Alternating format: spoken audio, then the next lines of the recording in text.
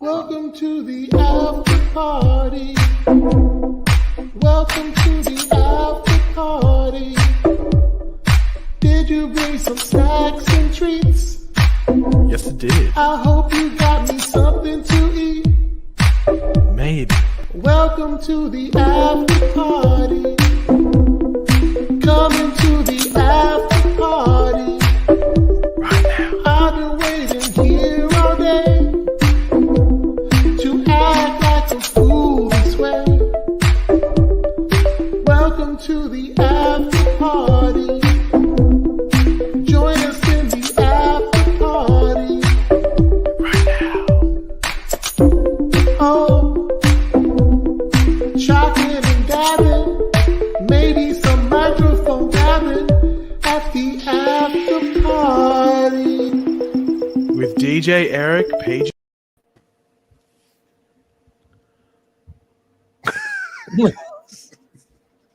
All right, just messing around. And Lance. We have Lance here today.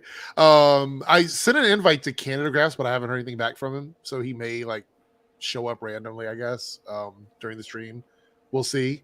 Hello, everyone. Welcome to the show. Apparently, my L's are 420. If you guys get the joke on that, I don't know, maybe. Anyway, we have Pagey here who is actually sick. So hopefully he can make it through the stream with his voice. Somebody mentioned your voice. Did you do a video while you were sick? I uploaded it like an hour and a half ago or something like that. But okay. I won't be talking much. Oh, the one with the I actually saw it as I was making the thumbnail for this. The one with talking about Barry, old man Barry or whatever. Yeah, and it was like the twerking, yeah. Okay, all right. So and we have Lance, who I guess is not sick. He's over here.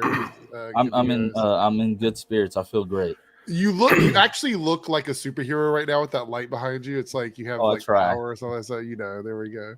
I hope everyone's having a good weekend. We have a lot of mini topics, like tiny topics that might not take up a lot of time. And somebody asked about Doctor Strange. If we have time at the end of the stream, we can give a no spoiler thoughts on it at the end.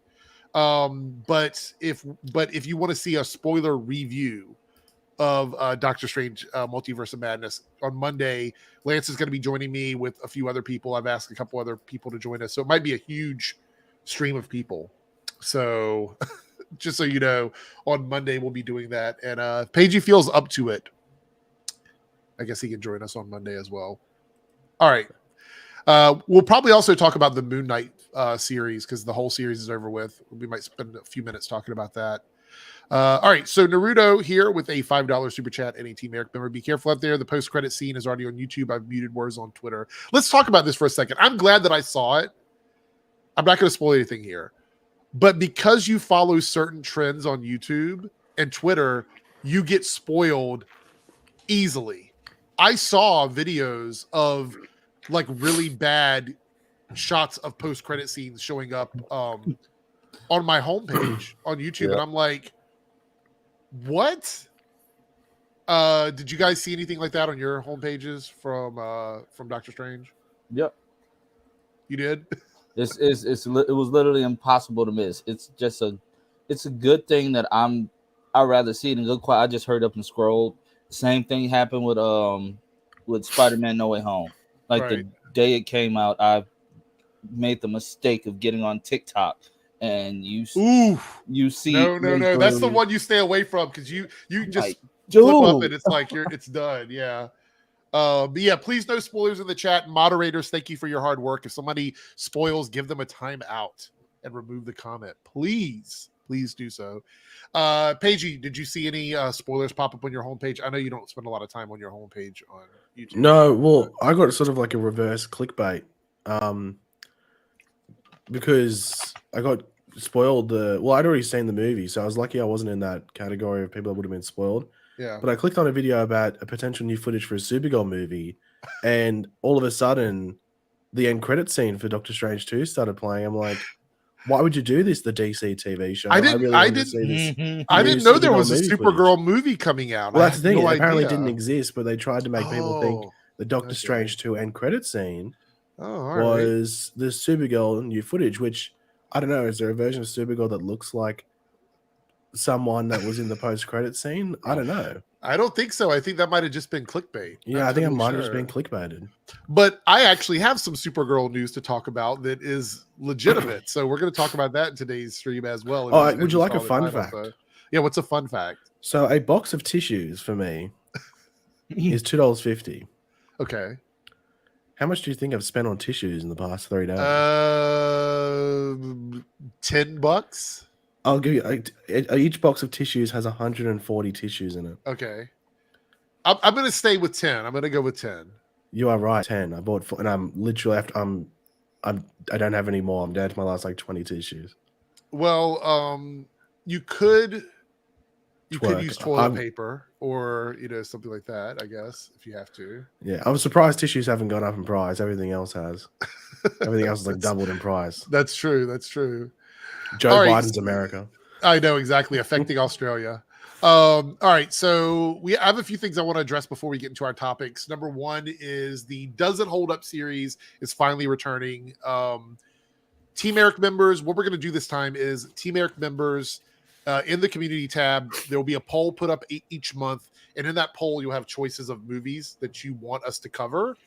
And then you go and you obviously select the one you want, or if you want to suggest something different, you can do so in the comments. And then one of those movies will be picked for the Does It Hold Up movie review. That'll be early access for Team Airrick members. It's going to start running this month. The first new episode will come out this month, and we're going to have a rotating panel of people for those movie reviews.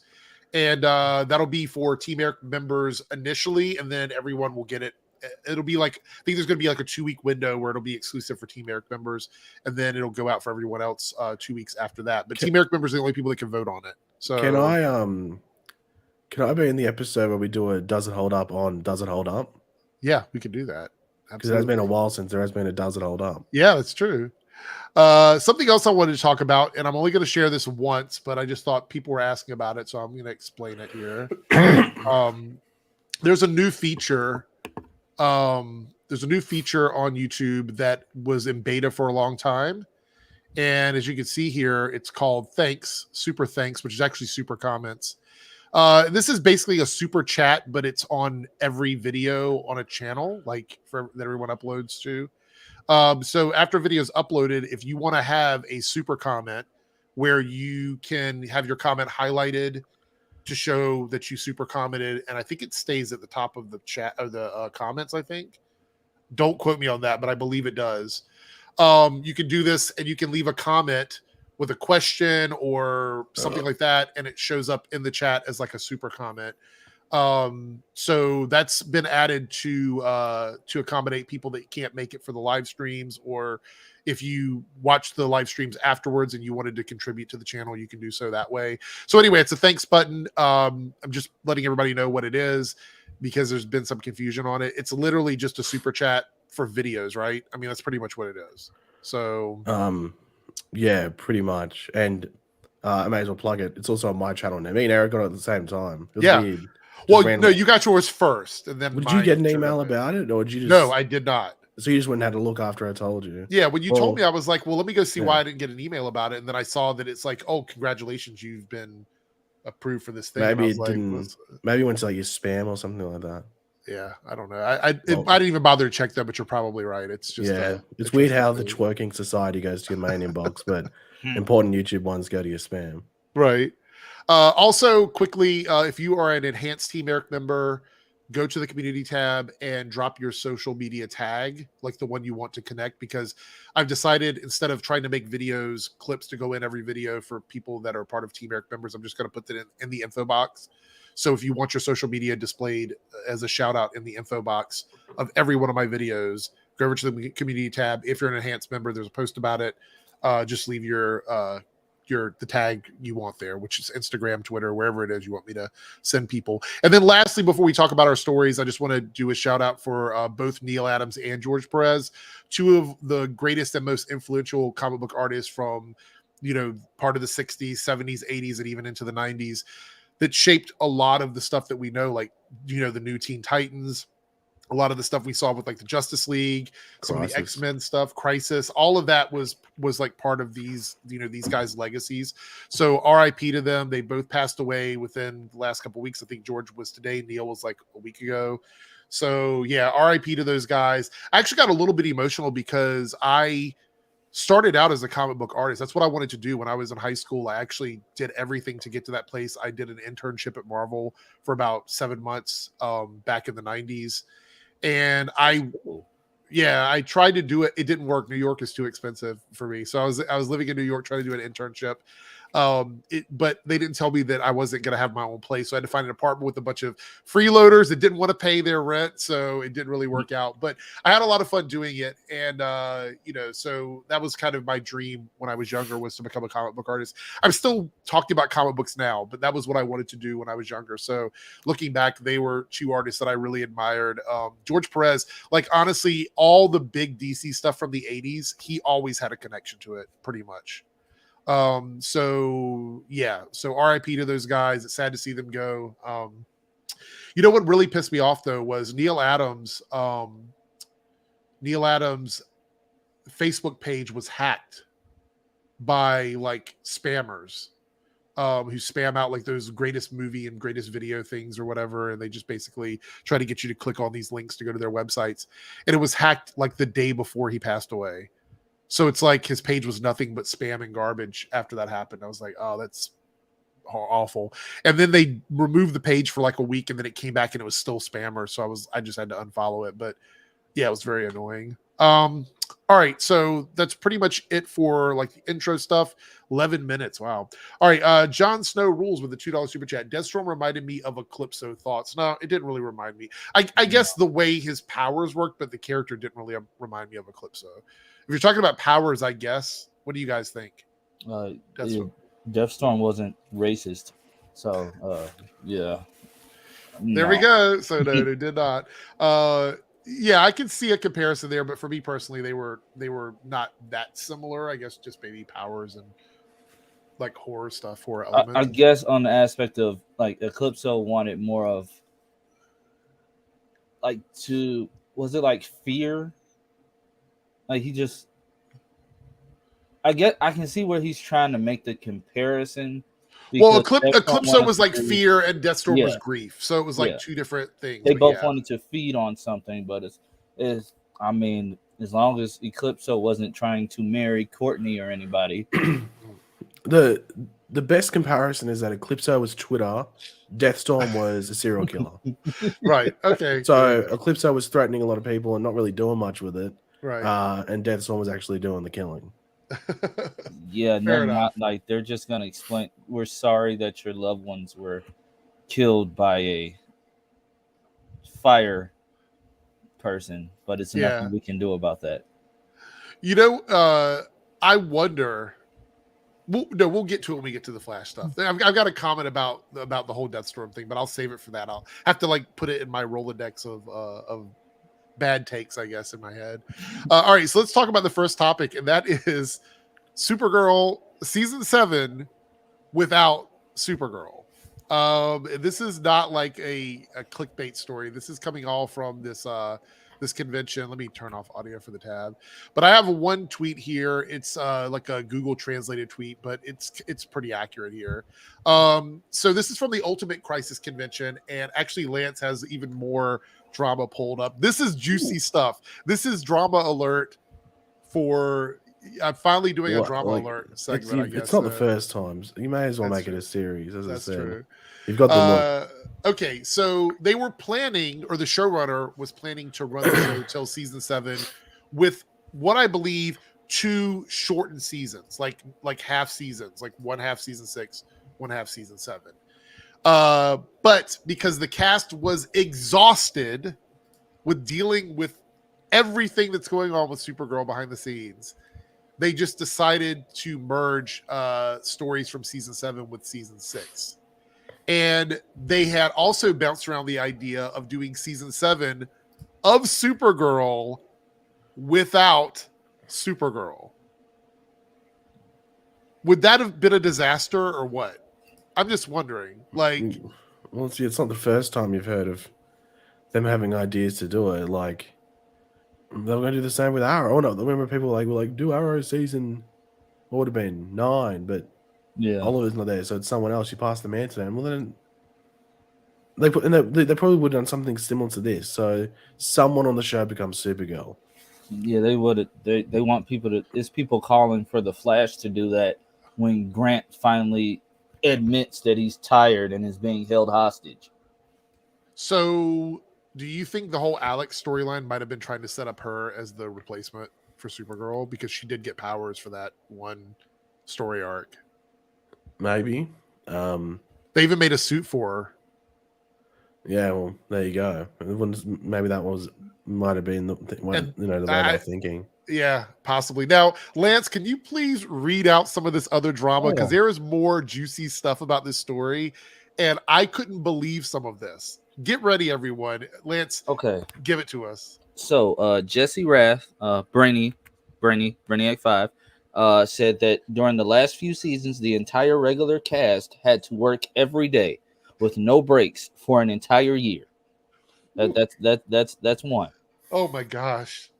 He said that it caused him to lose contact with friends and family, that by the end of the series, he didn't have any social life. Also, he barely had time to sleep and spent more time being brainy than himself. Now, with that being said, that can be taken completely out of context because we knew that all of the filming of 2020 and, last year was nuts. We already knew that because of COVID. But, of course, this is just what's being translated onto the internet. Most people aren't going to think with their own brain and say, oh, it was COVID, so they had to work more. But he's also saying even before that. So you got to kind of take it with a grain of salt at the same time. So let me see. So wait a minute. Hold on. I just want to put this out there before you move on to the next one. Do you think a lot of this had to do with the fact that Melissa was away doing stuff all the time and that the rest of the cast had to sort of pick up the slack for her not being there? Because you got to think they would have to film their stuff when she wasn't there in weird spots because of the fact that she wasn't there to do her scenes. So they were filming scenes with her when she wasn't even actually there. Yep. And then she got to come back and just do her work whenever she got back to set, pretty much. Definitely. I mean, it makes you think about how when they first started trying to get back into the normalized schedule of filming during COVID, and they were doing all of those like virtual panels. I watched one and they were, oh, it's going great. We're so happy. Yada yada yada. Oh, we can't wait for Melissa to get back. Yeah, we're doing it without all this other stuff. And then boom, you go to a convention. I'm going to predict this is going to be what Batwoman and Legends are doing like a year from now when they start asking them about like the last season of their shows. Anyway, so what's the other? You had another bit of news there. Jesse said that even Melissa didn't want to make the series anymore. That we knew. We knew that. That was already. This is confirmation, though. This is because we never had that confirmed, but this is confirmation that she did, in fact, just want to go. That way, people can stop saying it was canceled. Yeah. All right. It was her. So this next one, Nicole Main said that she hit her head while filming scenes and that Jesse almost injured her entire body several times. Yikes. Uh-oh. Yikes. Is that it? They put in something about Ruby Rose. Oh, this whole thing just goes into yikes. What are they talking about? Stuff about John Cryer. Wow. John Cryer has already liked a tweet from a fan talking about boycotting the CW. They started. No, that was after the finale, like last year. Yeah, I do remember that. That's true. They're not trying to talk about the whole stuff with the writer from Superman and Lois now. Yeah. Oh, now they're talking about while other Arrowverse heroes wore costumes every season, Melissa spent 4 seasons wearing a mini skirt in the cold of Vancouver. Who cares? And now it's just, but those first few ones were the crazy ones. Now it's just them nitpicking. So, you know, it's funny though, that comment, and not that it makes it okay because they did redesign the suit eventually, but that suit was designed when the show was being filmed in Los Angeles. So you would think they would have tried to Right. They could have done something when they moved from one city to another, but I guess they just decided not to. And as much power as Melissa had over the production of the show, why did she not just force them to change the suit? I mean, Exactly. I feel like she could have put it for that. Because think about this. Stephen Amell did that, the sleeveless thing for one season, and then he was like, it's too cold. I don't want to do that anymore. And they put sleeves on the suit. So I can't imagine they wouldn't have done that for Melissa, for Kara. So anyway, juicy drama. It seems like there's always something. Go ahead, Pagey. I was gonna say it's also important to remember we don't have the video. We're going off someone's interpretation of it. Do you think we'll see a video soon? Well, it's important to remember they could have been joking around. Not saying joking about the things, but when they're talking about specific things, they're talking about it in a lighthearted way. Right, I remember specifically when they're talking about when Katie Cassidy was talking about something Arrow related, maybe after like season 5 or something like that. And it got translated and people took it as a massive negative. And then the video came out, she was laughing around, like it was like a joking sort of way. Right. But when it initially came out, it came out. I want to see the panel. Hopefully there's clips of the panel so we can see this with context. But right now, it doesn't sound good. That sounds like not good stuff. The only thing from that I'm happy got confirmation on is that Melissa did in fact want to end the show. That to me makes the most sense. If we're being honest, it's still going to be people in the chat and all over social media saying, no, Supergirl was still canceled. Yeah, probably. Speaking of cancel, we need to talk about the Legends of Tomorrow debacle on Twitter as well. I tapped out. I was like, you know what? I'm not even going to worry about this anymore because it's just too much for me at this moment. Between the Legends writer room and the showrunner giving us one thing and then giving us another, I don't know. Are we being gaslighted here? What's happening with this? So just to catch everyone up, Keto actually talked about the cancellation of the show and initially was taking the blame for the show ending the way it did because she assumed that they were going to get another season. So she was like, I take the blame for it. And then she came out and was like, it's nobody's fault. We love everybody. Everyone is good. The CW loved us. WB loved us. And when they say WB, I'm assuming they mean WB/Discovery because it is the same company. It's like WB loved us. Everybody on the cast loved us. She said most of the CW loved us. Most. At first she said it was just the other day. She said it was just WB and DC. They fought for us. They fought so hard. That's then true. Everybody started saying, so you're basically saying it was the CW. Right. Mark Pedowitz didn't want they wanted to throw their eggs all in one basket, basically. Yeah. And then yesterday, here she comes with, okay, just for further clarification. There is no further clarification. If they wanted you, you wouldn't have got canceled. That's what I'm saying. It's somebody's fault. There was no magical being that came down and said, canceled. And then everyone's like, what happened? I don't know what happened. Paige, what were you going to say? I was just going to say, didn't we have a good old great debate last week about who was responsible for canceling the show? We did have a great and there was someone who starts with a C. It was in here, and his name's not Carl's Jr. Maybe based off a country and autographs at the end. They're saying, it was Warner Brothers Discovery. It was David Zaslav. And we're sitting here going, no. It was a CW. And for once, it was, you can't give you a full W, Eric, because you're pretty much riding off my wave. Yeah, I am actually. I mean, Eric for once didn't take an L, but it's like a participation W. So I will say this: if you take away everything they said, because clearly, so here's my take on it, and then I'm going to see what everybody thinks in the chat. You can chime in on this as well. I think the reality is that they want to continue to work with WB and the CW on other projects, and they have friends that are writing for Gotham Knights and working over on Gotham Knights. So they don't want any smoke at all on this. They want this to be like, we're sad it's gone, but don't attack anybody with this company because we want to continue to get paid. That's really what this is all about. I get it. I'm not going to knock them for that. I totally understand. But the reality is, if that's the way you feel about it, stop saying anything.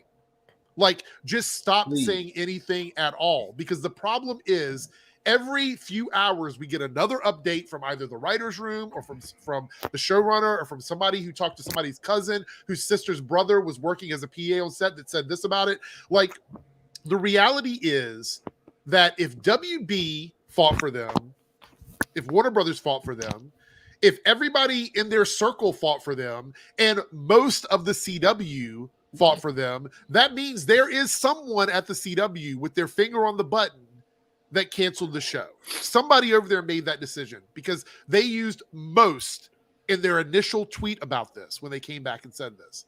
So I'm just saying, to me, that sounds like if you take away all of the other stuff, it literally leads to the easiest answer, and that is that someone at the CW made the decision not to move forward with the show. So maybe not the CW as an entity is responsible, but someone at the CW is responsible. And I wish they would either just stop talking about it or tell us what happened. Because right now, the last thing the fans need, the people that love the show, is this emotional roller coaster of uncertainty that they keep doing on social media. It's not helping anybody. And all of this, like, renew the shows and everything, you can't ask people to renew shows like that and then still gaslight them on what they believe happened when you said one thing and then you clarify it later on. It's just, it's not good. It's a lot of drama. I don't know what's going to happen with this. But before we move on, we got a couple super chats here. We'll do those before we move on to talk about the Flash. But any thoughts on this? Do you think people are going to be supporting Gotham Knights, or do you think this is going to be just more reason to not support the CW? Because I see a lot of boycott CW stuff popping up. So, I mean, it's like I told you on Twitter the other day. I'm still gonna give Gotham Knights, the pilot. Well, I won't just say the pilot. I'll give the first 2 episodes a fair shot, just like I did Naomi. If it's cool, cool. Personally, I don't really care for a show that's another, Batman IP, except this time, yes, Ryan Wilder was a made-up character, but she was in a already established moniker. So I'm not going to really care for an adopted son that most likely won't suit up as anything. Right. And all the other characters are, established comic book characters, some deep cuts. So I'm going to give it a fair shot. Right. But it's also another thing, like you said, people are hating, just hating on it, saying what they don't want to see, what they do want to see. I'm seeing comments all up and down talking about just move all the shows to HBO Max and all this other stuff. Do they realize that can't happen? Right. That's not like we move all the shows to HBO Max. Are you just talking about the DC shows? Because Warner Brothers is more than just DC. It is. That's true. Right. Like, and something that a lot of people don't understand is these shows are through production companies. They're not made in-house at Warner Brothers, which means that production company would have to have a contract with HBO to go on to HBO Max. Now, Greg Berlanti has a really good reputation with WB. He's got a lot of projects with them. So chances are, if they wanted to work out a deal like that, he might be willing to listen to them. But ultimately, they can't just go, hey, we want to put that show on HBO Max. That's it. Done deal. That's not the way that works. If they wanted to develop it for HBO Max, it would have been developed for HBO Max. Everybody's screaming, oh, yes, Stargirl is going to go there. Superman alone. No, they got renewed. They're still on that network. And also, the CW has the rights to them. Exactly. The thing is, Batwoman technically could be picked up by HBO Max because it went there from the get-go after, season 1 on. So that's a show that HBO Max look at and go, okay, we think there's a product here. Well, let's look at the streaming numbers for it when it came here after the season ended. Is it something we would play with? Mm-hmm. Legends, no, because it's on Netflix. I think to even sort out that thing would be a headache. I mean, but Netflix could probably put a bid for it, but I mean, yeah, I don't think it'd be worth their time. But like with Stargirl, Superman and Lois, and all these shows, the CW bought the rights to use them. Right. Like the CW themselves, co-funded the final, and that was another reason why it stood out that CW was separate from WB-TV, which I forgot to bring up last week in the great debate. Mm-hmm. But the CW has the rights to them for now in regards to those live action. They got the permission. So, and And also, even when people go, "Oh, everything DC should be on HBO Max," mate, enjoy getting like 2 or 3 shows a year because it's not going to air multiple at the same time. Mhm. They're going to all separate, or they're going to Yeah. be mixed in because, as you said before, Warner Brothers and the HBO Max stuff isn't just DC. You know, it's all these different shows, including the actual HBO shows that they also put on HBO And Max. the DC shows on HBO Max are ones they're trying to connect to the movie franchise. That's the other thing, is a lot of their DC shows are movie connected DC. Well, yeah, shows. from this point forward. Yeah. Yeah. So the other thing, there's 2 things I want to point out here. Number one is I do believe there's a cost issue, because if you think about it, how much money would they have been forking over for characters on both Batwoman and Gotham Knights? They would have been paying twice for some of the same characters because they would have to pay for them for both shows. I think Julia Pennyworth's on Gotham Knights. Yeah.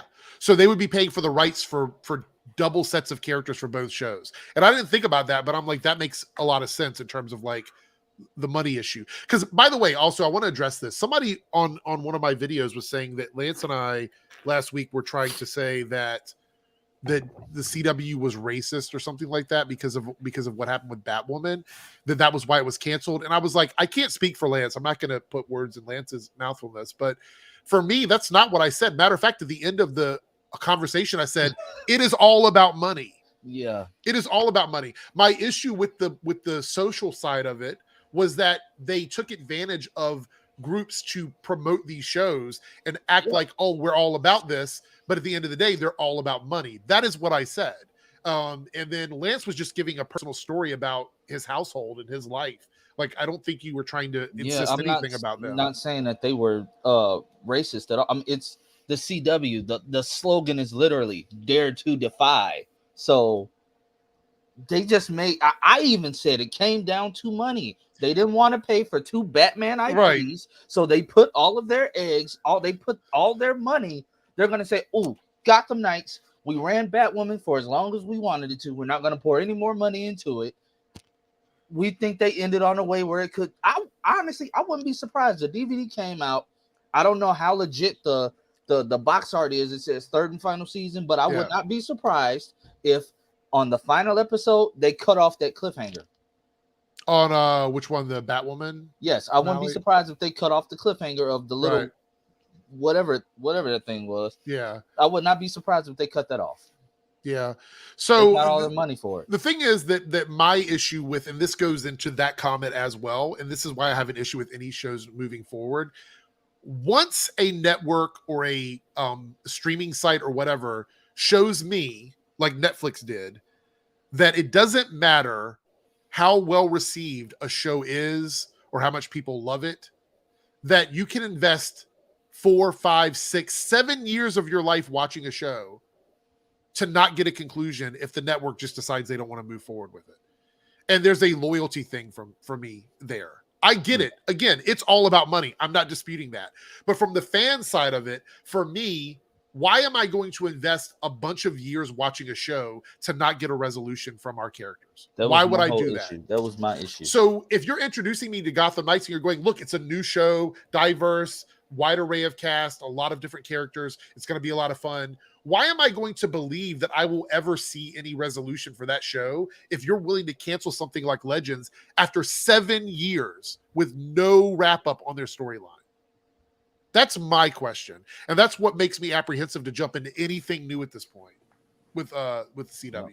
And that was my whole thing too. It's like, I guess they were saying that I was saying it was being racist because I was like, Javicia went through all of that, but that's not saying the CW is racist. That's just saying they didn't handle it right at all. They did not. You could have let them know well before then. They missed all of pilot season. Yes, Javicia has a film, but she gave y'all her everything. I actually think we're talking about people that have lost their careers or their jobs over this, as far as their careers. I actually think Javicia is the one out of both shows that is the most poised to like have something outside of Batwoman, outside of the CW shows. Well, to like that, though, is this? I think we mentioned this last week. They were stuck in a sticky situation because of how long ago they ended, right? And the CW, I think pretty much I know they're playing like a game of Russian roulette with it all because they were going, oh well, we don't want to tell them too early in case Gotham Knights doesn't work out, and we want to keep doing Batwoman. Yeah. But the thing with that is the pilot had just finished like that day that they canceled it. So that yeah. No, but that's the thing. I think they would have. I think with a pilot, like sort of during it, like they would have been getting like dailies coming back for that whole thing. True. And they would have like known pretty quickly. But like, the hey, other yeah, thing, we're though, happy with this one. The other thing for me is that we found out that Keto was not coming back for season 8 of Legends. That she did not renew her contract at the end of December. She shouldn't have said that at all. So they had January, February, March, 3 months to basically find a new showrunner. And knowing now that they never replaced her as the showrunner and she never made that public, leads me to believe that they knew a while ago that they were not moving forward with Legends. They knew a while ago. Maybe not Batwoman, but certainly Legends. DC wouldn't have given them Booster Gold to just get dropped like that. DC wouldn't have said, "Oh, cool." DC, they wouldn't have said, "Okay, cool, let's do that." That's why I think it's a whole. She said WB and DC supported them for a reason. She just went ahead and added the CW because honestly, some crazy fans, one that I happen to talk to, has been sending out the information like phone numbers and emails of people in charge at the CW. He didn't really see a problem with that. He was blocked by the Batwoman's writer room and the Legends. He didn't understand why they were blocking him. I had to say, well, you're giving out personal information and people are crazy. Right. Of course they're going to block you. So her, her tweets trying to clarify everything makes sense. They were probably were. They're doing damage control because now this is happening.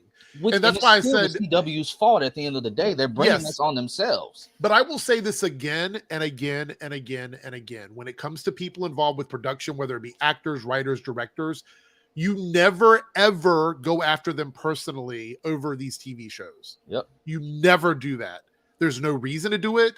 Nobody's condoning that. I'm not condoning that. I don't think it's good. So that's how I feel about it. But getting back to this, though, Robert once Blake's again, comment. Yeah, I saw. The fact that they would not have waited till right before production of Legends to give a showrunner in and go, okay, you have like 2 weeks to come up with an entire storyline for season 8. So they would have hired someone relatively like a couple months ago, I would think. All right.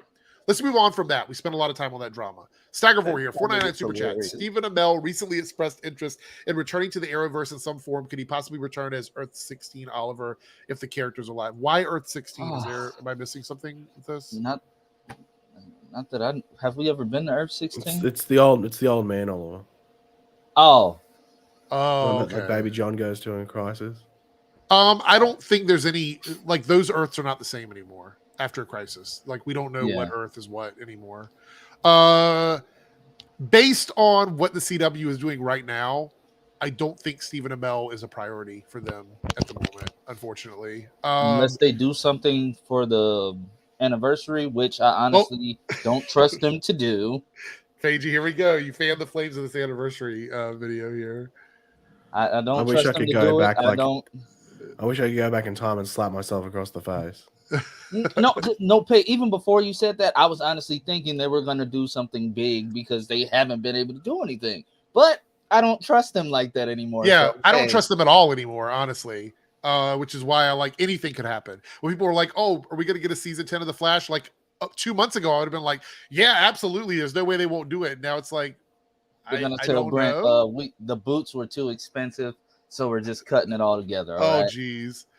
Okay, CrazyCatLady with a $5 super chat and a Team Airrick member. I'm going to see Doctor Strange 2 Monday. Have talk about Ezra in this video. No, was there news about Ezra? I didn't see anything. This is the first week in like 2 months that I haven't seen anything from Ezra. So no, we haven't talked about Ezra, but we will be talking about Doctor Strange on Monday. So after you go see it, come back to the channel here and join us for a spoiler cast. Apple Matt 04 with a 449 super chat. Can we take a brief amount of time to acknowledge that Ezra has somehow managed to stay out of trouble for 1 week? This is funny that these two super chats are back to back, or at least stayed out of the media. Yeah, I do you think that this is just because they're not on Hawaii, they're not in Hawaii anymore, or do you think that just thoughts on this in general? I don't know where to go with this one. I'm actually shocked that nothing came out about Ezra this week. I'm pretty sure Ezra's not in Hawaii anymore. Oh, really? Okay. What are these comments? Like the most recent thing, was it on the stories or was it on the actual Instagram page? Give me 2 seconds. But it was like sand dunes or something like that. Oh, really? Okay, it was on the. It's not on the main page. It's on the stories. It was like sand dunes, and it looked like a desert. Oh. Maybe Ezra showed up late for Coachella? Well, it looked like the Middle East. Oh, wow. Okay. Yeah. Like Dubai or something. Okay. We have Scott Edwards here with the 499 super chat. Do you think they're going to do a Flash and Superman crossover? Well, that's the only two shows left that can cross over right now, right? Yeah, they are. They're doing it right now in the comments. Yeah, that's true. I don't know.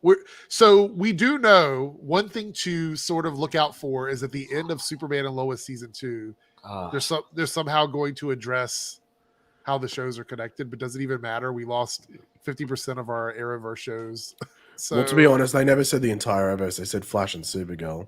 Oh, that's true. I mean, can we be completely honest?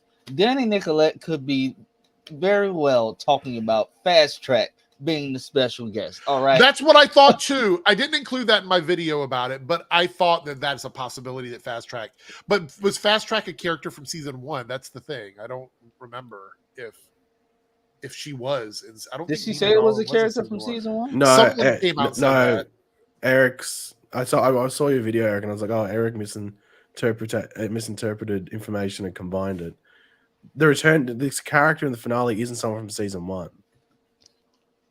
I don't know if maybe you saw online where someone misinterpreted. Well, someone said that, I guess Andy talked about it and said that Eric Wallace confirmed that it was a character coming back from season 1, but I don't know if that's how true that is or not. It's the thing I'm wondering is if is it a coincidence that apparently they're addressing it in the Superman and Lois finale, and then the week after is the Flash finale where a familiar face appears? Yeah. We'll see. If it's Stargirl on both, I'd say that's cool. But I mean, with our luck, Stargirl could very well get canceled when we get the premiere of season 3. I think the most likely one, if it's someone that's people will be excited about saying, it'll be Superman. Yeah, that's what I think. So if they did that, I think people would be really happy. And it's a logical one as well. Yeah. Okay, so Naruto here with the $5 super chat. Eric, in reference to your recent video, if Iris leaves quickly, season 9, yeah, good. It doesn't make sense for it to be Fast Track because Fast Track's in the episodes before the finale. Yes, that's true. I just don't trust Danny Nicolette's enthusiasm. Well, no, she says it's specifically someone that just shows up in the finale, and it should be someone that's not associated with the show directly. Do you think it's going to be a stinger, like an end credit type thing or whatever? Or I don't know. The only thing it makes me think if it's like Superman, it's a stinger, then maybe it's setting up an event at the beginning of. That's what I hope. Year. That's what my I hope. think. That's what I think. If it's going to be a stinger, that's what it'll be. It'll be a surprise character that'll be in that event for some amount or something like that, or warns of it, or whatever it might be. It's Naomi. My hope is that since the Flash and Superman and Lois are ending relatively close together, that they're going to cross the Flash over with Superman and Lois and cross Superman over with the Flash. That's what I hope. I don't know if that makes any sense, but I would hope they would do something. No, like that. Robert. Well, because the thing is that I think the only difference, like, the only issue would be if they did, like, let's say they did a 2 or 3 week event where Flash and Superman and Lois both have an episode each show, or even if it's a 2-week event, so there's 4 episodes, 2 episodes of each show, and they go air like not back to back each night, but like on a Tuesday and then a Wednesday for those 2 weeks. And it's an event to kick off both seasons. Mm-hmm. This is just hypothetical. Right. One of the things that's going to be an issue is the way the shows are filmed. But it's important to remember the Flash films, like the CW film stuff for Crisis in the way that Superman and Lois is filmed. Mm. So for those particular 2 weeks, they could just change the way that what cameras they use for the Flash for those just 2 opening episodes. Yeah, to make them look similar. That would Because actually I said be they did it dope before if they Superman. could it do would be so. actually, wouldn't it? Yeah, It would give you like it always say. I always said they give me like the Superman and Lois gives me the feel of like how Crisis was filmed. They just seem similar. It's more cinematic. It's Yeah. more cinematic. Yeah. yeah. I don't know how the lens flares would go. I might have a freaking seizure. Flash and lens flares. Jesus. Jenna was asking about my thoughts on George Perez. We talked about that at the beginning of the video. It's like within the first 10 minutes, so you can check that out. You can either rewind and look now or wait till the video is done and check it out then. All right, Naruto here with the $5 super chat. Eric, in reference to your recent video, which is a video where I talk about characters that I thought could be leaving the show after season 9. If Iris leaves the Flash at season 9 going into a final 10th season, what kind would she be kind of pulling a Felicity? I mean, maybe. I just don't know how it would work without Iris, to be completely honest. But she's making it very difficult, it seems, for them to film. Are we not addressing the obvious? What's that? Am I going to be the edgy one that says it? What are you going to say? Go ahead. You know exactly what it is because you know it's a fact as well. What? Well, say what it is then, so I know what you're talking about. Do you know what it is that I'm going to say? No. So is it edgy? Maybe. I don't know. Go ahead.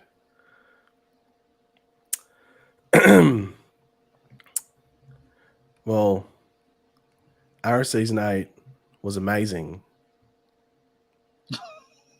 except for the last couple episodes, right? And that's because another female smoke came into the show. That is super edgy, and I would have thought of that. Yeah, probably. I was gonna say, what if they're introducing Fast Track as a new love interest? Because they did have that's Eric like too much. That's what trying to get what if West we're gonna Alleners to beat you up? What if we're gonna go from West Allen? Follow me here. Wait. West Allen to Darwin Allen. Maybe that's what we're gonna do. To Dwallen? Yeah. No, it's Mia Darwan. Yeah, we could Darwin. Let's not. Darren? Let's not, because that erases Bart and Nora. All right, let's not. That would be a waste. We're gonna talk. Wait, hold that thought. We're gonna talk about that when we talk about the review for this episode. I've got something to say about that. Anyway, thank you for the super chat, Naruto. But we're getting ready to get into the episode now. I think that is that all the super chats? Am I caught up? Is there another one that I'm missing here? I think I'm caught up. Yes, I'm caught up, I think. If I missed one, let me know. All right, so now we're going to be talking about The Flash, Season 8, Episode 13, which is Death Falls. I don't know, it's a lot of death titles this season. Ben would be happy because he likes to put death in all of his video titles, so this would have been perfect for him to follow. So, Death Falls. Well, I did notice he spoiled Killer Frost's death this week. He did. In the thumbnail of the episode review, so on brand. Yeah. Hold on. He gives me headaches. Yeah, I can't wait to get him back on the show so we can address all of these issues. It will be, well, I don't know. Me and Eric have talked about it. The issue is that it probably end up being a 4-hour special, but it's going to be the Comedy Central roast of Ben Rolfe. Clickbait special. Yeah. Emotional abuse special, maybe would be the subtitle for that as well. Yeah, that's true. And Ben can't leave. He has to listen the entire time. So Danny here says Pagey's going to marry Iris. Well, no, that was a deleted subplot from this season. I was going to be the what's the male version of a mistress? I don't know. A mysterious? I don't know. It's not. Wouldn't be master. That's a really good question. Yeah, master doesn't make any sense. I don't know what it would be. Let me look it up. Boy toy. I don't know. So anyway, we're gonna just jump into this. We lose Frost in this episode. It was pretty sad. I think that all the actors on the show gave 100% with the story, especially in the moments at the end of the. Are you crying, Pagey? There is no male. Yes, I'm crying. I'm crying at the deleted subplot. Oh, okay. What could have been? Tony says side dude. That's it. Side dude. There we go. That's side that's piece. Yeah. Paramore. Oh, that sounds fancy. I think it's just French. Paramore. Right? Yeah. Isn't that a band? Yeah. Okay. I Anyway, think they sing "Smells Like Teen Spirit" or something. Yeah, probably. So, as far as this particular storyline with Frost getting, killed off in the episode, based on our discussions for like the last 2 months, was anybody surprised about this that's here? Like, even in the chat, was anybody surprised that it was Frost? Just curious. Any Pagey, Lance, anybody surprised? No, but should I flex? What for flex? I think I was the first one that said it was going to be Frost because I said it like a month and a half ago or something.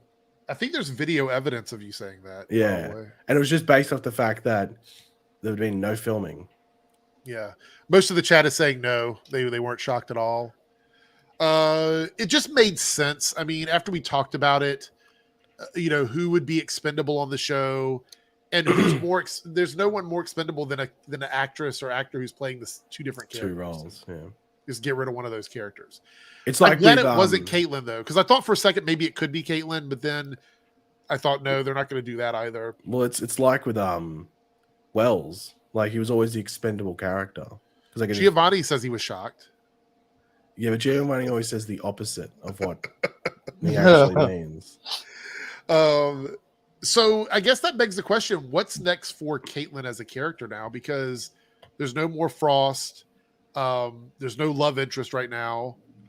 There's really not a lot for her character to do on the show. Well, I hope it's just back to bare bones Caitlyn. You mean like season 1, season 2 Caitlyn? Well, just Caitlyn, like not trying to balance this Caitlyn Frost thing where Frost is doing her thing, and then if you want to get Caitlyn, you have to have her and Frost meet in the bar or something, right? To talk. Like have Caitlyn do what she always did. I'm curious if the chat is happy about this. I know people are sad that Frost is gone, but that aside, do you feel like this is a good thing for Caitlyn as a character? I actually think it's going to be better for her because now Danielle doesn't have to like every season balance these two characters, right? Yeah. So I think overall it's a good thing for Danielle to invest into Caitlyn, but it is sad that Frost is gone because I did think Frost was a cool character as well, but it was just kind of tough.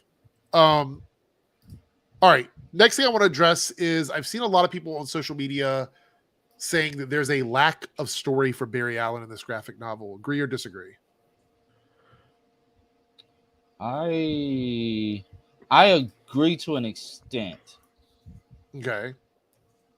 I was upset at the fact that he didn't really have much to do with defeating the villain yet again. But at the same time, I understood that he couldn't. Right. But it's still just it sucked that he didn't really have much to do with it. Like all he did was just stood there with his and then you run to get Frost. There's a lot of people that just seem upset that he didn't get a proper story in this graphic novel because the graphic novel is basically over. We have like this one episode. So I think that's the point. You think so? He pretty much couldn't do anything this season. It wasn't like his hands were tied to the point it was like, well, how the hell am I meant to do anything? Right. And I think you're gonna see the repercussions of that into the into the rest of this season. Because this was a very Caitlyn, at the end of the day, this is a very Caitlyn Frost centric storyline. Yeah, and personal storyline to them there. And I think that's the whole point, that Barry just couldn't do anything. And I think even in that scene where Frost dies, you could just see him in the background going like, oh my, again? Yeah, like again, someone is dying in front of me and I can't do anything. And, he would sit there going, well, surely there was another way where I could have stopped him. Why did I have to put someone else's life on the line? And then you're gonna see both Caitlyn and Barry deal with them feeling responsible. Because Caitlyn's like, well, I was the one that brought Deathstorm into existence. Yeah. And now my, quote unquote sister has died because of it. And then Barry's whether it was like he should have stood up more in regards to being a leader or whatever it might be, but regardless, he wasn't able to do anything at the end of the day. Frost had to sacrifice herself to defeat this larger, villain. Yeah. So I think you're going to see the repercussions of that probably this week's episode. Neon Swift says so much for Barry being leveled up. Sage Yellow says Frost was a pretty useless character and didn't interest me at all whatsoever. Thanks. Wow. That's a terrible take, but okay. Lara says, plus you get up to Daniel for being pregnant. She was playing. Yes, that's right. Yeah, I did notice that. So it wasn't too obvious until the frost suit went on, and then the frost suit went on. I was like, oh yeah, she's very pregnant at that point. Like in other scenes, they did a good job of doing like that, like mid, like chest up scenes where you couldn't really see, how pregnant she was. But when she put on the frost suit, I was like, oh yeah, she is for sure. So yeah. It was, but I didn't realize they had built an entire suit around that too. Cause I think it was like, was it a couple seasons ago when they tried to do it? The suit was just slightly modified. This was a brand new, like top piece for her suit so that it, well, it was like darker. Like everything was just a bit darker. Yeah. Like it was sort of the same color scheme. It just looked like, it almost looked like the Bizarro suit. Yeah. From Superman and Lois. So Andre's here with 150, I believe it's Uruguayan pesos. Uruguayan pesos, I think is what it was. Panna Baker, since season 5, is complaining she does not want to do the frost makeup, and since season 6 is about to quit the show because she lost time to do makeup, so no surprise. Did she complain about that? I don't remember that at all. No, I think she just said it.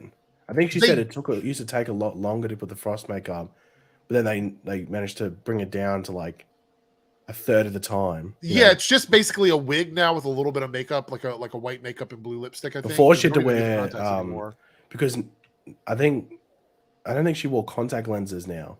No, she didn't. So they changed all that. Yeah.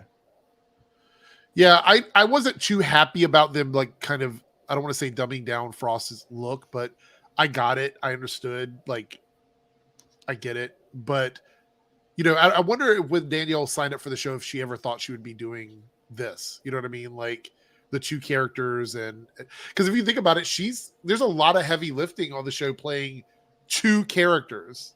Yeah, like that's just pretty intense. Staggerforth, the one eye in super chat. How would you have felt if they kept Frost evil? I mean, she wouldn't have been on the show as much. She would have just been around once in a while as a villain, but. I don't know. They kind of went the route of Frost being Caitlyn's protector. So no offense to the show, but I have done at least 3 videos where I've talked about how convoluted the Frost storyline has been since they introduced it. But I have to give them credit. The last 2 seasons, it's kind of been consistent. But before that, the storyline was all over the place. It changed from season to season on what Frost actually was. So I don't know if I would have kept Frost evil. Me personally, what about you guys? Would you have preferred Frost just killer Frost all the time? No, that was the issue I had, honestly. I think they could have done something in like season 4 or 3 or 4 or something with her. Mm-hmm. But I don't know. I think they probably did the better choice, just keeping them as it was. Yeah. So Robert here, this is in reference to our comments about Barry not having a big role in this graphic novel. And he goes, I get it, but it's like Joe said, he's the leader of the team he trained. So he's learning to step back a little and seeing him grow too. So do you think that's accurate that he's trained everyone and now we're getting to see like how they work without him micromanaging every decision? Do you think that's what they're trying to do? Or do you think they just wanted to do a graphic novel with Caitlyn being the focus? Just curious. Say that again. What was the comment? Do you think that Barry taking a step back in this graphic novel was to show that his team was capable of doing things that after he's trained them, basically trained them to be heroes? I don't know. Well, it didn't really focus on any of the ones that needed to prove themselves because Caitlyn's been there for ages. I mean, Frost is on the field with him. I think it's one of the biggest issues with Frost being gone now is Barry has no one alongside him. Yeah. The thing is that I thought it was cool, if we're talking about the Frost thing, that she got a really cool fight scene to end because the one thing that Frost has always had, whether it was her being separate or when it was Caitlyn as Killer Frost, was that the action scenes, like the VFX ones were always like, yeah, I agree. You'd probably put in your top 5 of every single season whenever they happened. That was later in my notes, but this is a good time to talk about it. What did you think about the big action scene from this episode where she got to, get the powers of Deathstorm and fly around and do all the fighting? I thought it was really well done. I saw some people talking about how it wasn't up to like movie quality, and I'm like, stop comparing network TV shows to movies. I like to call them idiotas. I think that it might be Spanish for idiots. But yeah. I thought it was the only thing. My only criticism was like, I wish it went for like 20 seconds, 30 seconds longer. Yeah. But at the end of the day, it's like that would have been a probably expensive one to do. Yeah. But it reminded me of Dragon Ball Z. When I was watching it, I was like, this looks like Dragon Ball Z, and I'm living it up. I'm taking it all in. Yeah. Another thing that a lot of people don't really think about because they're so immersed in the show and immersed in these characters.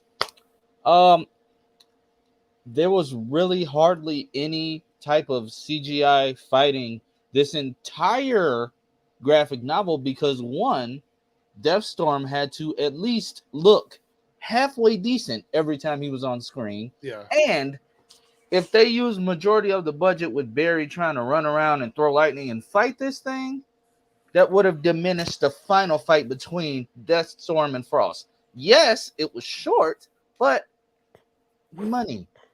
Yeah. So you sometimes gotta remove your fanness from it and think of it from a logical business standpoint at the same time. Yes, I wanted to see Barry try and fight it, but they purposely wrote the story because they couldn't. It logically would have made no sense for him to try to fight that thing anyway, but we still missed out. We would have ended up missing out on a cool fight in the end with Frost. They wouldn't put all of that stuff inside Barry because, well, he's the main character. Right. That would have been probably been kind of cool, though. It would have been, though, wouldn't it? They could have just called Jax. Yeah. We have seen actual bad visual effects on the Flash before. We've seen bad visual effects in the Arrowverse. These were not that bad. I think people are just being hyperbolic because Deathstorm looked really good. Even my complaints about him not looking like he's actually touching people sometimes, the design of Deathstorm was really good. Kennedy Graff said Deathstorm would have been a stick figure in MS Paint if they used the budget elsewhere. All right, so let's move on and talk about the Iris time sickness storyline, which continued with Eddie being there with her, and this whole segment with her in the building with Sue, and then somehow Joe shows up. People were like, "How did Joe get there that quickly?" I have no idea even where Joe was or where he got the gun from. Did I miss something in the episode? She hit the panic button, and I guess he knew where. I guess that's where the original cold gun was because. Okay, you know what? We're not going to get all tied up in those shenanigans because I have questions that tie into something else we're going to talk about later. But all right. So he showed up with the cold gun because somehow Sue has real quick hands that she hit the panic button. Yeah, I don't know how he knew to bring a cold gun. I don't know either. Yeah, exactly. I don't know either. I have no idea. So that was one of the things that I felt like was just it was a gimmick to get him in the house with them so that Deathstorm could do the whole like see your worst fears or your grief or whatever that he did with them. By the way, Sue, if I was ever going to start a petition, it would be for Sue Dibney to become part of Team Flash and just for season 9. She killed that. She killed that this week. Really? I keep saying that a lot. I'm a complete opposite. Are you? You don't like Sue? Yeah, I just don't. She's too much. Oh, We've already got enough. In which way though? Like, what do you mean too much? Just like she's just too full on. Oh, okay. It's everything sarcastic. Oh, you mean the acting or the character or whatever? Yeah, the character, the acting, everything. It's just a bit too much. Like that's why I liked it when she was with Ralph, because they fit well together. Right. I don't think she fits well with anyone else. Right. Unless it's like just for one-off episodes. Consistently, I don't like her as a character with this group. But she fit really well with Ralph. And that's if they really wanted to use Sue, they probably should have recast Ralph. But I don't know if they would have found anyone as good as Harley Sawyer for the role. I just feel it's weird that Ralph isn't even mentioned. Like, I get that they're not going to use him. I just think at this point it's weird that his name isn't brought up. Because when all this is going on, why wouldn't Sue be like, why don't I call Ralph? He could help. You know what I Yeah, mean? 'Cause like, he's got powers. I don't know. But If Sue became a series regular, I would be like, why? wow. But no, Is that can you explain why you think she should be a regular? Because she replaces a hole in the show where we had a character that was funny but not overtly like slapstick comedy. But how would she be like folded into the show consistently to be a regular? Replace Allegra's spot on Team Flash. Just make Allegra go to CCC Media and put Sue in the building with them. Have her. But what's she doing in Team Flash? She's got a lot of skills. She's able to like get into buildings skills, and computer hacking. What do I mean? Skills. I mean, you could argue the same thing about other people that have helped Team Flash in the past. I think that Sue actually adds a element to the show. I mean, for goodness sake, you had Iris as the leader of the team when she had no ability to do any of the things that she was doing. And everyone criticized the hell out of that. What I'm saying though is that they've done it before. I'm not saying that it was always successful. I'm saying that they. I don't know. It just seems like, even though it might be better than Allegra, but like, let's be honest. Walking through a landmine of a dog park. They could have Sue stay on to work with Iris at CCC Media and be a benefactor. She's got. If they look, the only thing you could do is you can make Sue a recurring character, which she is this season, and she's like a confidant with Iris and her investigative. She works. Okay, so put it this way. I think that Sue and Iris have a good chemistry together. That's for sure. I think she fits the best. She fits better with Iris than Allegra does. Yeah, but once again, dog poo, landmine park. Still better than anything Allegra. But what did you guys think of the whole, and this is later in my notes, but I'm gonna bring it up now.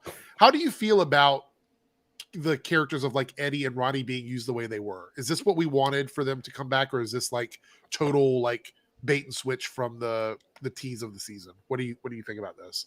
I think the Ronnie one is fine. The Eddie one's confusing because they said it was back for 3 episodes. Yeah, that was only not even really one. You'd argue half. Because he showed up at the end of one, the very end. The Yeah. very end. The stinger for the next episode. And he wasn't credited. I'm a little bit torn on this. I don't mind that they used Ronnie the way they did. It made sense within the context of the story. Bringing Eddie back for that reason felt like a waste of Rick being there, to be honest. I know. I wonder if they said... And also, why would you advertise that? Yeah. There's no need to. And also in the original initial news when it came out that he was going to be in multiple episodes, like 3 or something. And this was after his episode 6 appearance, so I didn't count that. Right. They said there was a potential for him to be in season 9 if it got renewed. How? Yeah. As a Vision? I mean, I don't know. This is why I say Eric Wallace is horrible at doing interviews. But it wasn't him. It was Deadline apparently getting off their sources. Was their source Eric Wallace? No. They said they asked Eric Wallace and he didn't comment on that. But they said they have been terrible. Their sources are terrible nowadays. Yes, like, that's Deadline true. is getting like we got this covered. It's getting close to that with the TV shows for sure. So I think the other thing is they gave us the red herring by showing us, by the way, we've not followed up on this at all, with Nora and Bart going back in time and doing whatever they did. We've not seen the ramifications from that. And it's been months since that happened chronologically. And also they showed Eddie in there, which had people believing that something they did in the past was going to somehow bring Eddie back in the present. That wasn't the case either. So it was a really, really, really vicious tease for people that wanted to see Eddie come back into the show. And I think they could have done something really cool with this character. And I just don't think this was a very cool thing to me. I know. I want to let it play out for another episode or 2 because they said it was back for, as I said, like 3 episodes or whatever it is. So, right. Staggervore here. This is part of this conversation. 199 super chat. I don't know if I agree with this or not, but he says what Eddie said was true. He died for nothing. Does anybody want to take this one? Disagree. 100%. Rewatch the season 1 finale. If he doesn't kill himself, everyone on Team Flash is killed by Reverse Flash. He's literally about to kill Barry in that exact moment. That scene of him holding Barry against the wall with his hand. He's literally about to phase Barry's heart. Yeah. Yep. Yeah. So maybe in the big scheme of things, she could take it that way, but in actuality, in that moment, he saved everybody. So was not for nothing, I guess, in that opinion. Let's see. I think we're good on super chats. Okay. All right. Iris's time sickness. So we talked about this before, and I get this impression even more so now. Is it becoming more and more obvious that this storyline is to facilitate Candace's availability?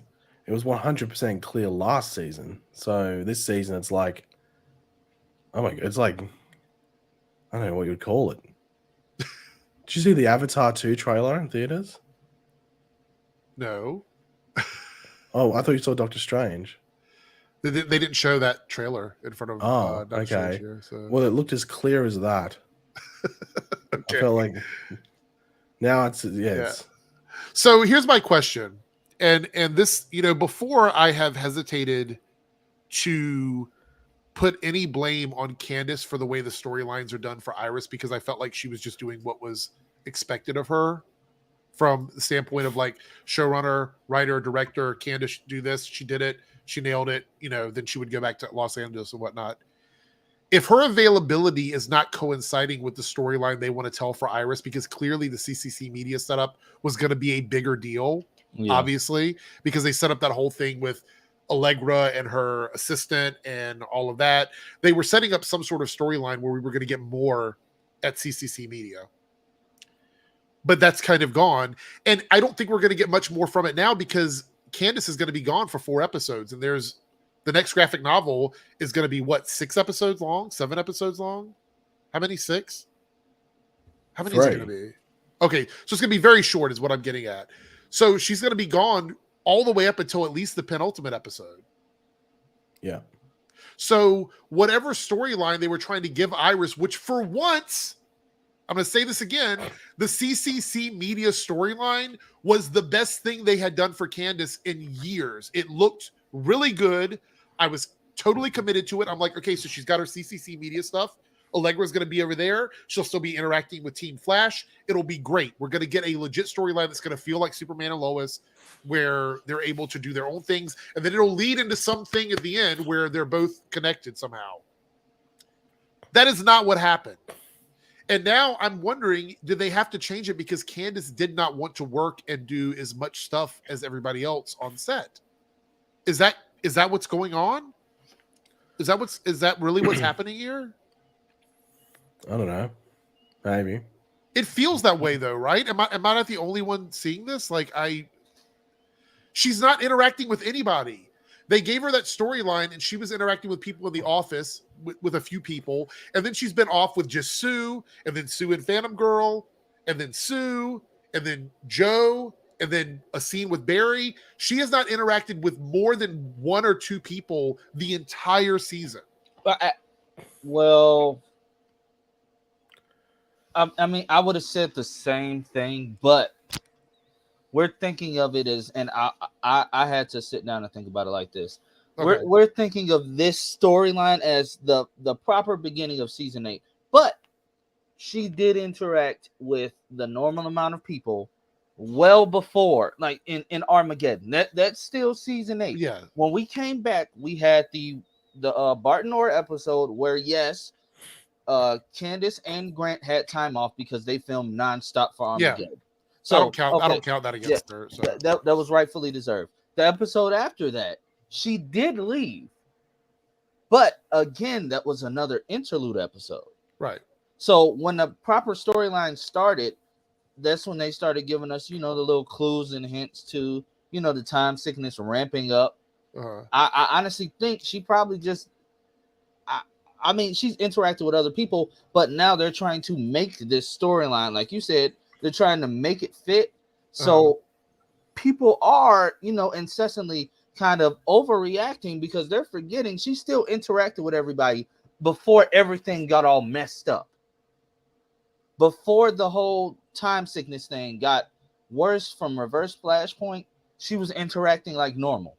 Now, I get she didn't tell Barry. We had a huge problem with that. She didn't tell Barry right away. But I get she was doing her journalism thing. She went away. She went away with Sue. She left Allegra in charge. She wasn't they're writing it so we won't think negatively about it, because us, me, you, Pagey, everybody in the chat, we know that sometimes Candace likes to take little vacations. So they're trying to write it regularly, but I think we're sometimes overthinking it because we don't count the actual first half of the season. So it seems like she's been away more than she actually has, when it's only been like what, 5 episodes? I don't know, but there's been some suspect stuff though. Like, for example, the stinger that was put at the end of an episode just to have her in the episode because she was literally not there at all. They put that stinger at the very end of the episode. And then the fact that clearly, to me, they were setting up some sort of CCC media storyline that's gone. It's just completely been dropped. Like, they haven't even talked about it. And Allegra has not been at CC Media since that episode that she left. I wouldn't say that it's dropped, but seeing that everything that was going on, it wouldn't have felt right, because they told her to stay put. Right. I wouldn't have, I understand she still wanted to help the girl because she was on assignment. She was trying to follow up on a story. I wouldn't have felt right. Like, we would have honestly had a problem. Like, we had a problem with her going to mess with Tanya in the first place. We would have been pissed if she would have went to work and had an episode and basically would have tanked her own business. Well, yeah, but I'm not arguing that. I'm saying that there's been no mention of what that business is even doing at the moment. Like fair enough, if Iris is away, that's fine. But Allegra was supposed to be responsible, and she has not been in that building since that episode happened, with no mention of it, no nothing. As far as we know, it's folded. It doesn't even exist anymore. What I'm saying is the writers set that up as a storyline and then never, ever followed up on it, which is what leads me to believe that maybe Candace's availability has made it so they can't finish that storyline this season.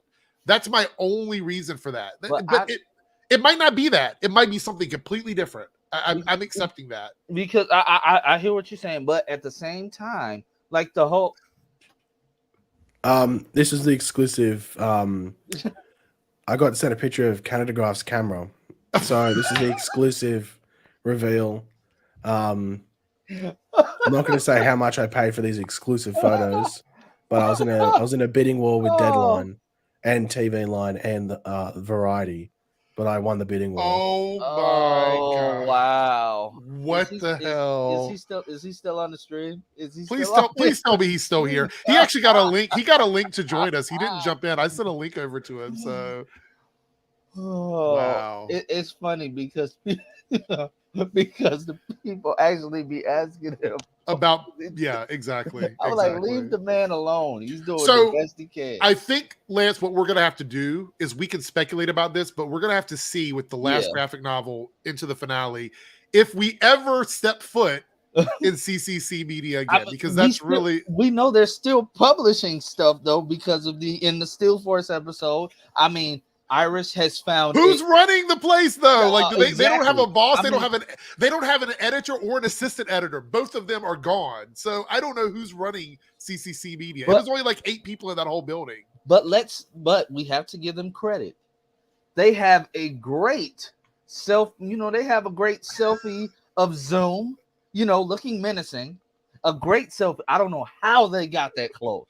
Great selfie of Zoom and one of Godspeed doing his his famous pose. They have exclusives. So somebody on that staff has exclusives. They got connections somewhere. I don't know who it is. They said, before you kill me, can I take your picture? Before we move on to the last bits of the episode, Naruto $2 Super Chat says, Paige, you're going to do a video on the Legends comic. Are you planning on doing one or no? He doesn't. I haven't even read it yet. Okay. I apologize. Might just skip it. We're going to do a non-spoiler thoughts on that at the end of this because Lance is actually... I want to do spoilers on it because it's something in here technically does not make sense. Okay, all right. So, Paige, do you give a crap about spoilers or no? I don't care. Okay, all right. We'll talk about that at the end. Matter of fact, I don't even know if the spoilers matter because the show has been it doesn't canceled, matter. So. It doesn't matter. Is this a hot take from Cody? A $5 super chat? I feel like Candace is starting to be a little bit of a diva. Is that a hot take? I wouldn't say a diva. It's just like if she doesn't... She's used to taking these trips, and COVID just COVID made it harder, so she's taking as many as she can. That's just I she think- figured out a way to do it last year, and they couldn't. So I think the thing is that if Flash filmed in LA, she'd film as much as they wanted it to. Yep, Oh, I agree with it that. would really be 100%. It's the exact it same would be with the Irish show. it's the exact same with Supergirl and Melissa Benoist. She Yeah. would have done up to season 27 Yeah. if it filmed in LA. Some people just don't want to live in Vancouver and film. Well, in you know what Vancouver. I think a big issue is as well is that a lot of the people on the cast now have families and children. Yeah. So I think the only one, well, I think everyone's in a relationship as well that's on the show. Yeah. So like if people go out, she's, I guess, would be the only one that's not in a relationship. Fresh now, Sounds, you know, that Fresh might be Sounds awkward. Florida said that Lance is Candace's lawyer. Wow. Well, I do love me some can. I'm the one that's always asking for the feet pics on Oh! Instagram. Oh, really? Okay. Hot take. All right. Got that burner account ready on Instagram. Lone Wolf with the $2 super chat says, any chance for Cisco to return for an episode? I mean, there's always a chance. I mean, Carlos is not someone that left on bad terms. It would be just like, why would you have him back would be the thing. I mean, Would he I'd wear like to a see him wig? back. Right. Well, you know what? He doesn't have to anymore. I guess he's not a regular. He can just show up and say he got his haircut. I mean, I'm guessing. Imagine him with a haircut and a vibe costume, though. Robert, this is just funny here. He goes, anybody surprised if after the show finish it comes out that she just hates everyone there? I believe that it depends on how classy Candace wants to keep it. Does she want to walk away with grace, or does she want to be real petty? I guess that's really what it comes down to. Yeah, but the danger of doing that is if there's rebound. Yeah. Definitely. You don't want rebound, especially if you know there could be rebound.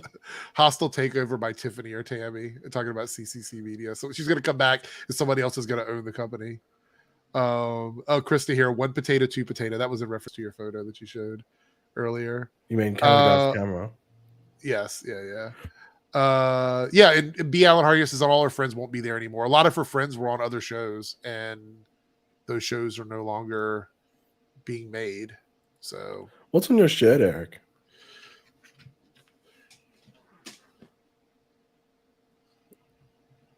What are they? Pods?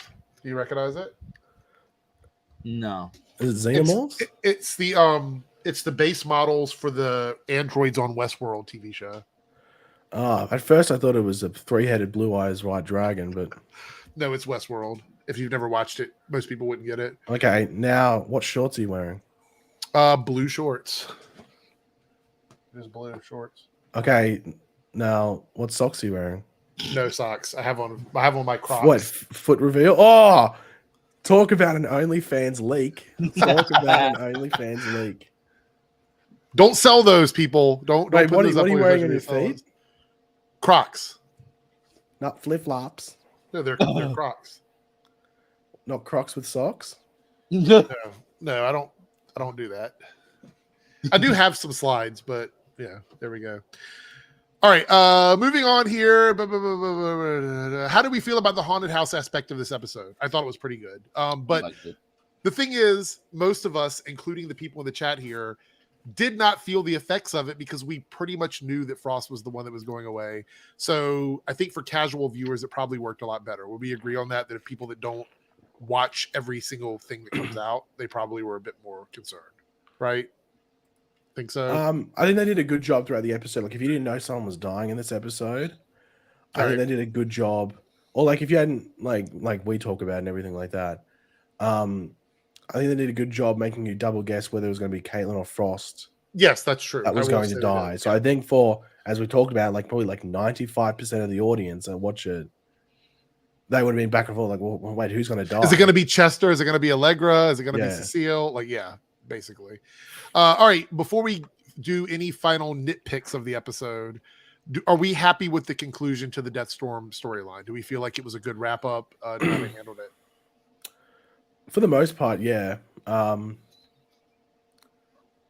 Maybe like because I know like it's like I've seen them some places like they say like only like 11, 12, 13 and there's a Deathstorm arc, but then I think Eric Wallace's tweet said like it's 8 to 13 or something. If you go 8 to 13, maybe you could argue like the Black Flame thing maybe could have been instead of like what 3 episodes, it could have been 2. But even then, I still think the lead up to Deathstorm and everything was done pretty well. But once Deathstorm came out, I think it was done good. Laura here says, "What Haunted House feels? I was bored during the episode." Yikes! I've seen people say this. Like, I'm not saying that people have to feel a certain way about it, but I actually thought this was one of the best episodes of the season. I wish it wasn't Nora that came to Barry. I'm sort of sick of seeing Nora come to Barry. I was too. Yeah, I she's was a Speed Force as well. Hi, baby boy. I'm like, oh my god. I wish it was Henry. Is Michelle's schedule just open all the time? Is that what it is? I mean, well, I think she's. Isn't she from Vancouver? Yes, I believe she is. That's probably why. Candagraphs will have to confirm because he has lunch with everybody that works there. So we'll have to confirm for us to be. If she's from Vancouver, then maybe that's why they got her. But I wish they got Henry. I've been saying this about Cecile for a minute. It happens all the time. I'm just going to chalk that one episode up as them coming up with a stupid excuse for why she wouldn't talk to Jocko, what is his name? It's not Jocko. Stop saying Jocko. Jaco Birch. Just because it's spelled like taco doesn't mean taco. All right. So, any final nitpicks about this episode that we haven't talked about? Anything we want to go ahead, Lance. I know you had one. Can we talk about the? I'm sorry. It was the crying for me. We've seen Grant do real tears. All right. Caitlyn's scene.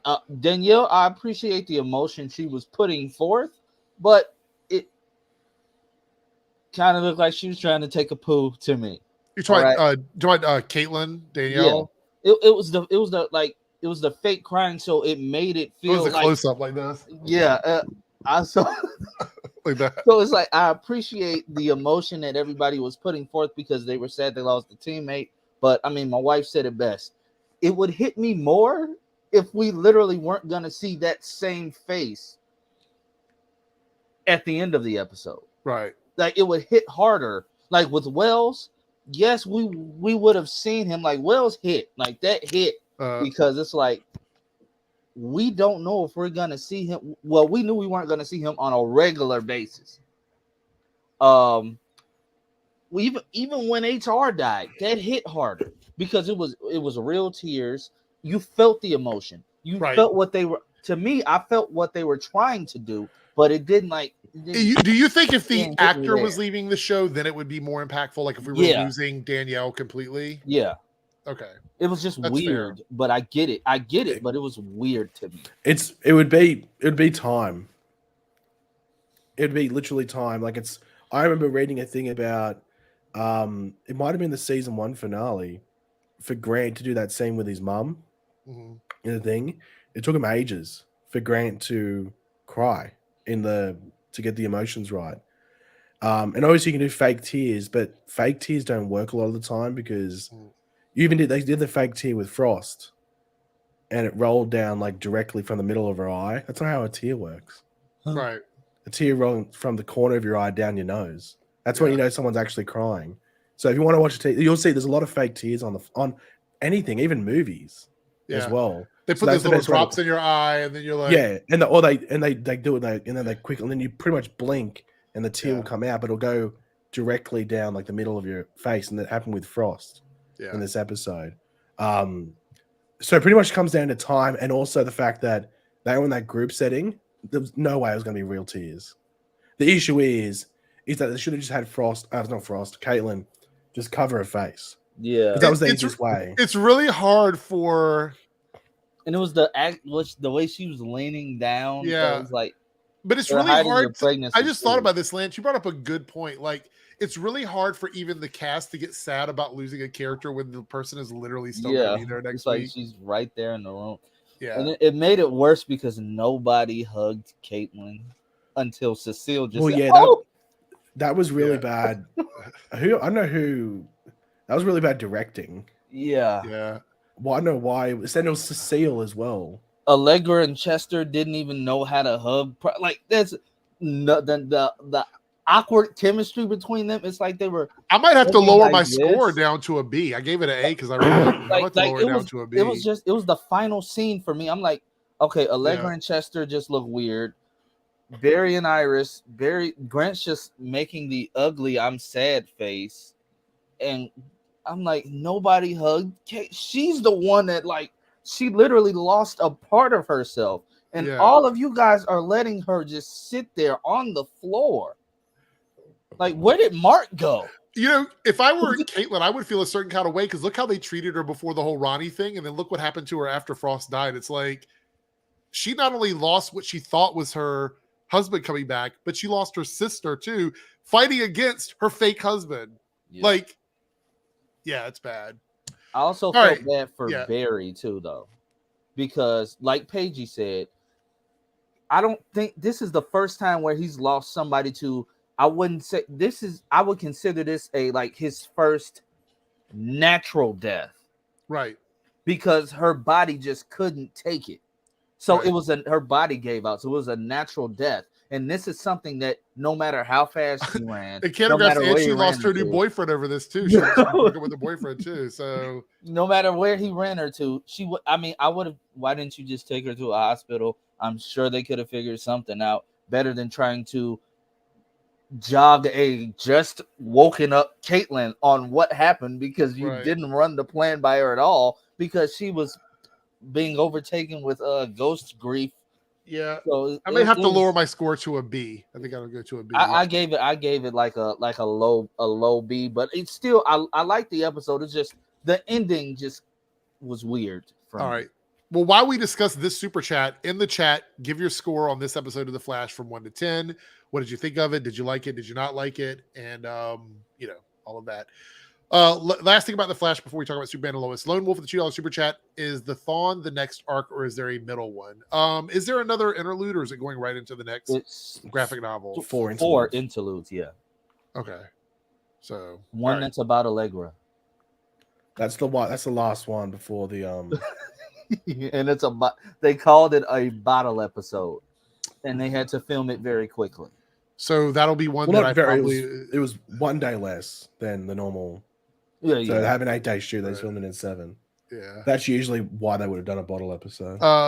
Michael West says Ronnie would make a good bad guy. Yeah, I mean, technically there was another Death Storm on Earth too that was Ronnie. Can we get a Death Storm like ratioed Caitlin? I mean, ratioed Frost in like 2 seconds. I felt so bad for her. That's the Which thing. one now? It felt like when I ratio Canada graphs on Twitter. It's quite crazy the similarities. Yeah. Thank you for the super chat, Michael. By the way, I really do appreciate it. All right. By the way, have you noticed that the counter hasn't gone up this entire stream? Oh, there's no L's yet. It's been a good stream for Eric. Now, obviously, we're heading into Superman and Lois. I have faith in you, Eric. I don't know. Yeah, let's just hope no one brings up a super chat. Actually, no. Actually, I realized you're a freaking idiot. What? Said Sue would be a good regular. So okay. They gave me an L. All right. So Superman and Lois. By the way, this is going to be like the 25-minute warning. We're going to try and get through this. And you got 25 minutes to save the world. 25 minutes. Wait, actually, that's what I was going to say. Yeah, go ahead. Are we going to get another multiverse, Eric? Yes, there's plans for that. There are plans. Plans. I love when it's going to start. Plan. So it's going to be a journey. It's going to start out on the shorts. So if you're watching my shorts, as Lance was saying, watching my shorts, it's going to start there, and then it will continue over until like another video. So there we go. So it's a storyline. It's an arc. It's a graphic novel. It's a full thing. Superman and Lois season 2 episode 11 titled Truth and Consequences. This is the one where we tackle Jonathan L. It is an attempt to merge with Jonathan on Earth Prime. What did we think of Jonathan L. as a villain over the 2 episodes? Just curious if anybody. He had murder in his eyes, and I loved every minute. He played a good villain, right? Yeah, that was a good villain. If he's actually the big bad of the season, I wouldn't mind. Yeah. I mean, I have to give them credit because I didn't know if the actor's name is Jordan, so it's so confusing.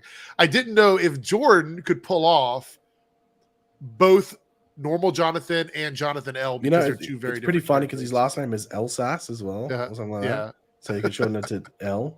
Jordan L. Yeah. Eric with L's? I will maybe. I will say that I think Jonathan L has been a better villain over 2 episodes than Allie has been the whole season, just in my opinion. Yeah, well, I think And I it's don't more have a because he's problem with actually. Allie, but Jonathan is actually good. Well, it's because he has a presence. Yeah. Yeah. Because someone messaged me on, not message, like on the tweet at me and replies like, "Why you keep doubting Allie as a villain?" It's just like, well, it's just a lack of presence, and also I don't know what her power level is after this merging. But with Jonathan, Jonathan L, it's in front of you.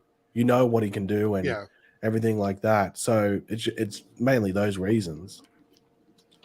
He mastered his powers so like just with ease. So it's like he's so.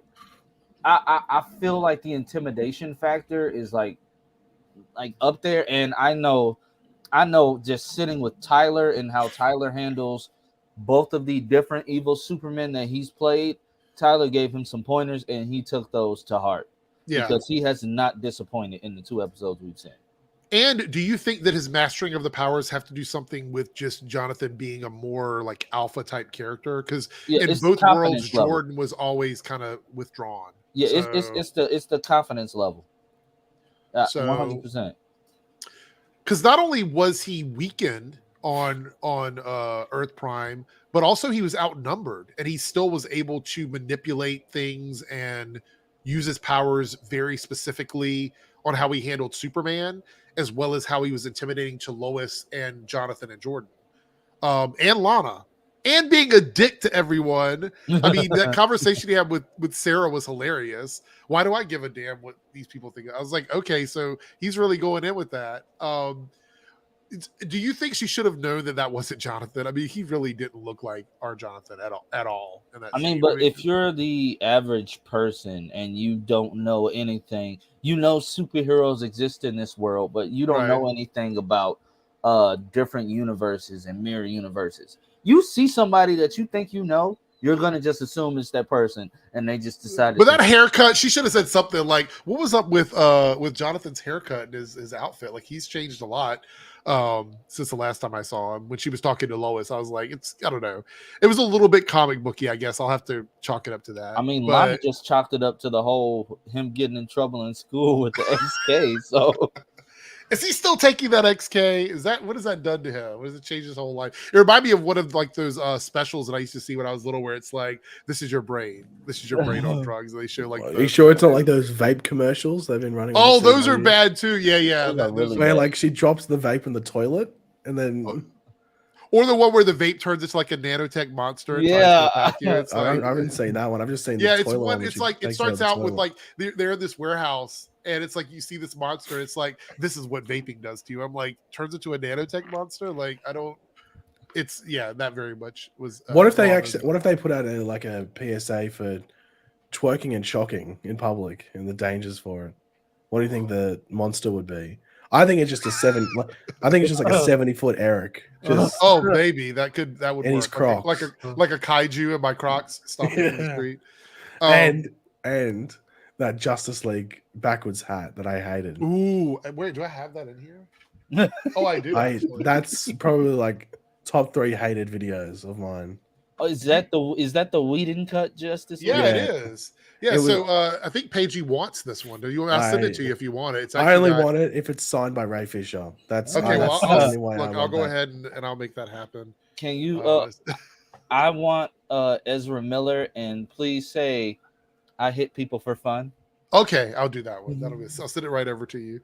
But based on this episode, did it make you want another Bizarro Earth episode before this one? I feel like we should have gotten one more Bizarro World episode. I'll go even further. I want a Bizarro Superboy TV show. Give it to me right now. That's how the people sound when they want the Impulse to Make That show. I don't know. I could have done with another episode of the Bizarro. Yeah, I would have did another. I think it needed to be more than one episode and not rushed. I felt like everything was not rushed, but you know how it was glorified clip show. Yeah. All I can think of is a 70-foot Eric twerking. Why are you even thinking about that? That would not be a good sight. Put it into my head. Let's not put that into the universe, okay? Somebody's gonna make a video of that and Superimpose end Eric up- in like the middle of Central City or something. And he's holding on to one of the buildings while he's they're gonna put Eric's head on that TikTok filter of the Shrek. Oh no! Oh, Don't do that God. one. All right, so we also in this episode we have the boys, Jonathan and Jordan, who are dealing with this tough situation. But Jordan was very single-minded in the episode, who All was he like cared about was focused his girl. on Sarah, while Sarah's dealing with her mother's disappearance, and he was intent on fixing their relationship in the middle of like this major disaster. This was probably my least favorite part of the episode because it made sense, but it also didn't make sense because like an average teenager, you know, doesn't always think of everything in the world that's going on when they've got something like this happening. But this is a very specific circumstance, right? Like this is a weird situation and a weird time for him to be all about it, because take away the Bizarro stuff, take away all of that drama, she's still dealing with her mother being missing. Like she doesn't want to talk about or get a note from you about the relationship stuff. Like it was just like, am I taking Jordan's like maturity for granted here? Is that the problem? Is he actually, because I thought he'd grown quite a bit over the 2 seasons, but now I feel like this was taking a step back to like season 1 Jordan, honestly. He's grown, but when you're a teenager and this is like your first real relationship, like you're gonna, for lack of better words, he is sprung. All right. He's in love with Sarah and he doesn't want to let it go.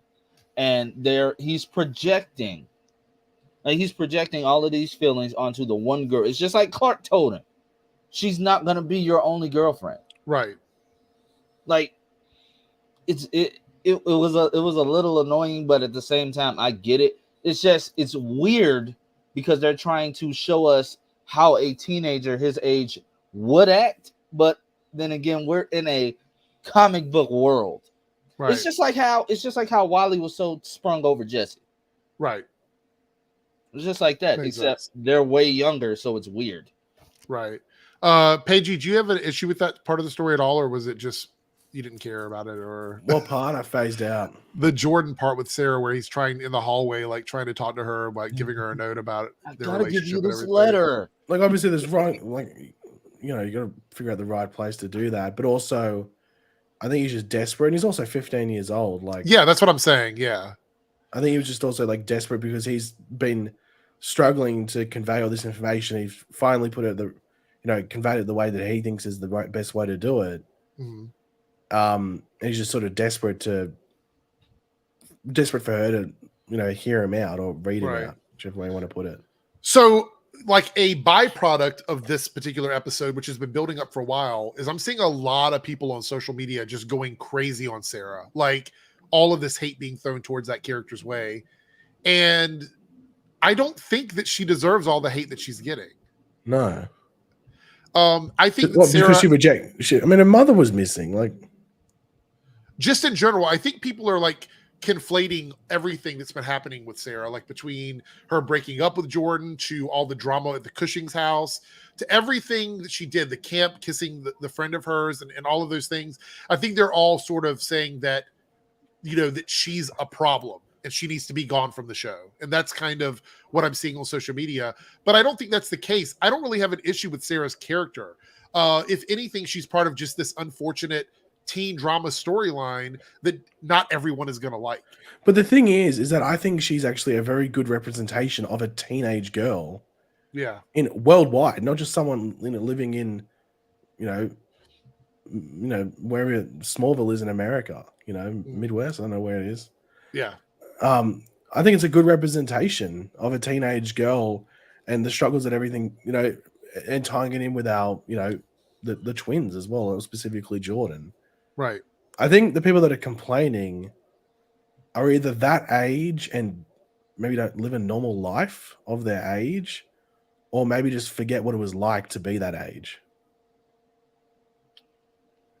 It's a perfect comment that explains the actual reason why people are hating Sarah. It's because they made her a LGBTQ character. She's been copying. I didn't think about that. I probably should have. Yeah, I didn't think about that. She's been catching all the hate. She's been catching all the hate since that episode, and it was But is it- literally just a line, just a throwaway line because nothing came of that. to be honest, I completely didn't even think about that being a factor. I thought it was just the cheating in general, but you're right, that does. Is it that side of the internet that's complaining there?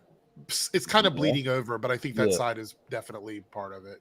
That's who started it, because no matter what she does, ever since that incident, they're gonna come. Oh, she's annoying. Oh, she's doing too much. Oh, yada yada. There's She's people probably advocating- bisexual, so it's like they're advocating for them to, like. I had to ask the person. I'm like, are you seriously advocating for a TV show to kill off a 15-year-old girl for no reason? Whose storyline was that she tried to commit suicide? Oh yeah, you're right. I forgot about that, because as Lance was saying that, I didn't even cross my mind. But you're right, and that's been part of her major character design since the That's why beginning. her and Jordan connected in the first place. Oh geez, it's just bad stuff. Like, guys, It's just don't go toxic, after toxicity. actors and actresses on social media if you don't like their characters. Just, it's not cool at all. Okay. Another thing is, we haven't had much from Lois over the last few episodes. Do you feel are they meeting the requirements for having her as such a major character on the show, or do you think they've kind of forgot about Lois in the story arc? I don't think they've forgotten about her. I just think it's hard to, like, you can't do what they did with season 1 with the whole journalism side and folding it in. Yeah, I think it's more about trying to present Lois as it's more about the family side of things with the Kent family and everything like that, right. and showing an equal balance. And but in regards to, like, Lois doing all these extraordinary things, you're not going to get that season 1 balance just because the storyline allowed that. Now, of course, we don't know what happens in these final 4 episodes. Mhm. I don't know what's going to happen there. But I don't think you're going to get like the level of what season 1 was in regards to the balance between them two. And I think people forget she also had a big story thing with Lucy, who was directly connected to Allie. That was a big part of the story this season. Yeah, and obviously we know Lucy's still affiliated with all the Alley stuff, so who knows? And we know Lucy's in the finale Yeah. because that was on social media. B. Allen Hart says, I think Lois will be more involved with the last 4 episodes because of Lucy and Allie. Probably.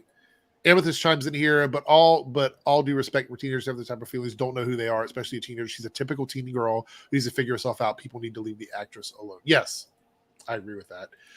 Manuel Robertson here with a $5 super chat. Love John L. and how smart he is. I love the way Clark told Lana that when superpowered people fight on the show, you can feel it. I think you just take out that first it. Oh, okay. Yeah, okay. You can feel it. Yes. John L. Again, we talked about him a minute ago. I think he did a really good job. And the Clark and Lana stuff. Let's go ahead and move into that because that was kind of the big thing this week. And we'll go back to. I had some stuff, but we'll go back. I guess the big thing was because Jonathan L. captured Lana and took her away to sort of trap Superman with kryptonite, which was really smart. I thought it was a really good way to sort of immobilize Superman, put Clark in a weird position because pretty much the entire episode, the boys have been giving him shit about like not revealing his identity to the world or to their close friends. I was kind of so correct me before I go any further. Were the boys talking about like everyone in the world or like people that know them personally when they talked about him hiding who he was? Well, Do you think they meant like friends and family or like the entire world? I think John meant the entire world because he referenced Bizarro World Superman and saying that it wasn't that bad. But at the same time, he could have been talking from a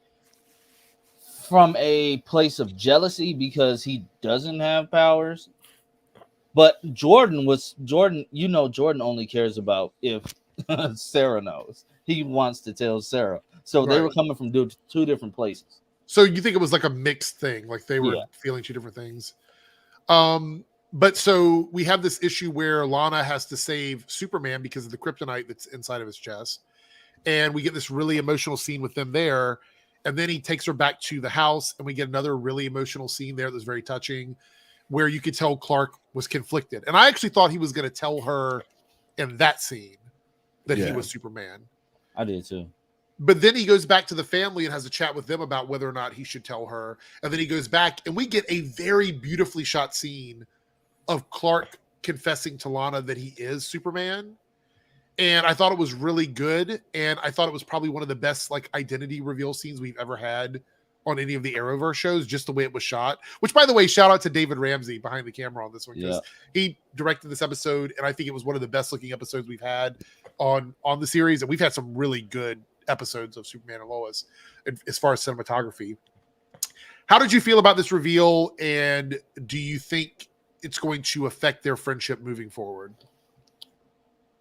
I loved it personally. Like, that was the most beautifully filmed shot. You get what I'm saying? Like, it had me speechless, because I was sitting there like, we're literally getting this reveal on a television show.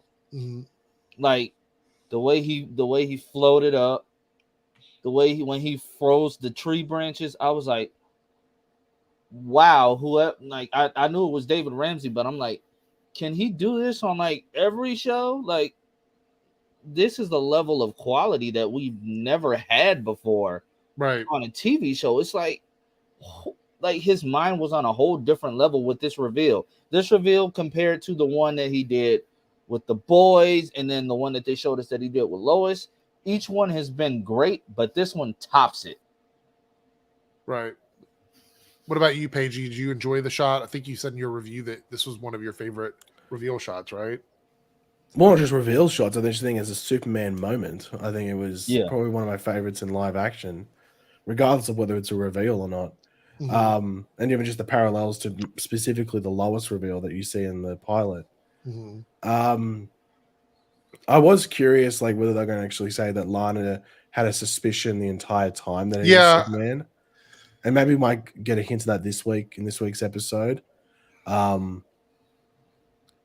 don't know. I just wonder whether she had an inkling that he was Superman. Well, there's a lot of people complaining about the glasses thing, and I've complained about this before. I don't think glasses have ever been a good disguise for anyone. It's a very 1938 disguise.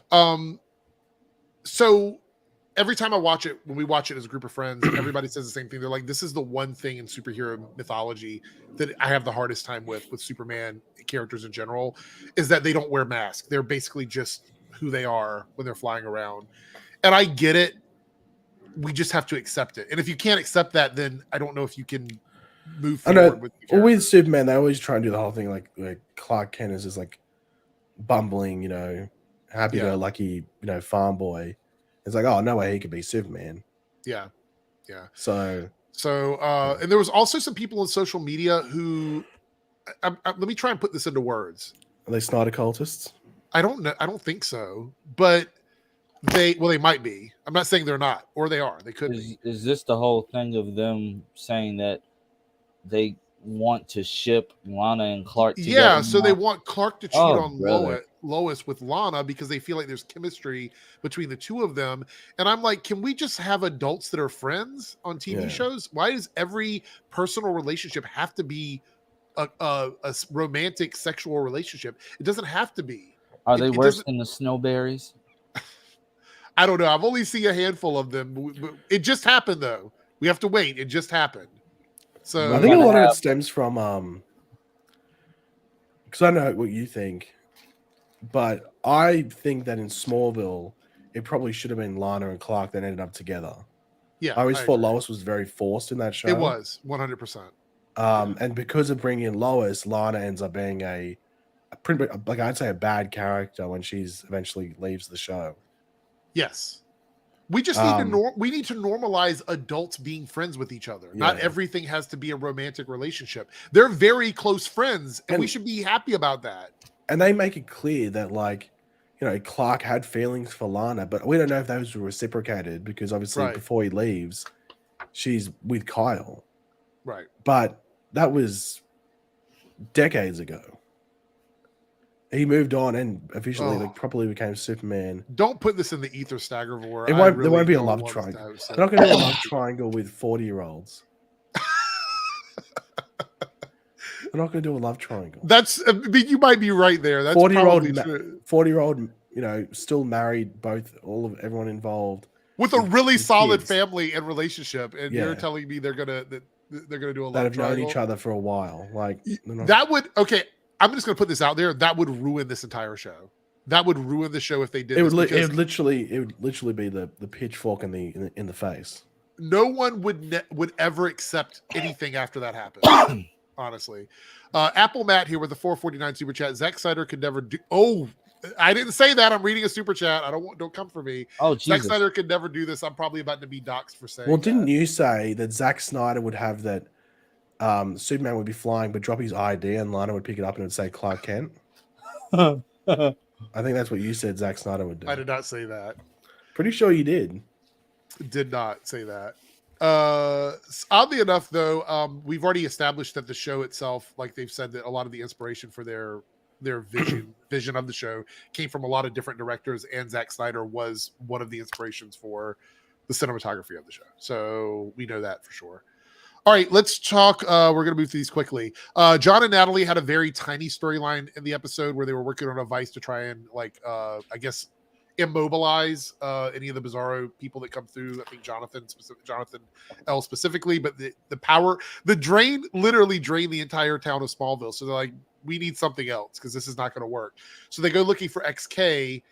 And I was actually kind of annoyed that they're just like, oh, we're just going to gather this XK directly next to the portal that leads to Bizarro World. Like, I thought, come on, like, they wouldn't do that, right? But they're doing it. And of course, while that's happening, Bizarro Lana comes through and proceeds to, I would think, put John Henry in the hospital again. But somehow he was not hurt enough to Maybe he got a hospital. steel plate in his head. I don't know. I was thinking that too. But yeah, she was doing that. And then Natalie shows up with the XK and she's just like stabs her with it. As much as I love that scene, I'm going to do a nitpick before we get to nitpicks. Am I updating the L's counter? No, it's a question. And maybe it isn't an L. A question can still be an L. Well, yeah, but the question's not going to be an L. Was Natalie aware that XK actually hurt people from Bizarro World? Did she know that it would actually hurt? I think she said she had it in her hand, didn't it? She went away and then came back with it. Like she went away and came back and stabbed her with it. No, because she gets pushed away by. They both got knocked to the ground. But even so, like, did she know it would even do anything? Is my question. Well, I think it's like, I've got an object that looks stabby. I don't have another object that could be stabby, so I'll use this. It wasn't really sharp though. It was just kind of. Well, it was sharp enough. I mean, a butter knife sharp enough to do push some damage. through a Kryptonian's body. It's a comic book show. Yeah. And they're weak mate, to XK. But did she know they were weak to on. XK? Is my question. I mean, Clark probably told her that's how they defeated Bizarro.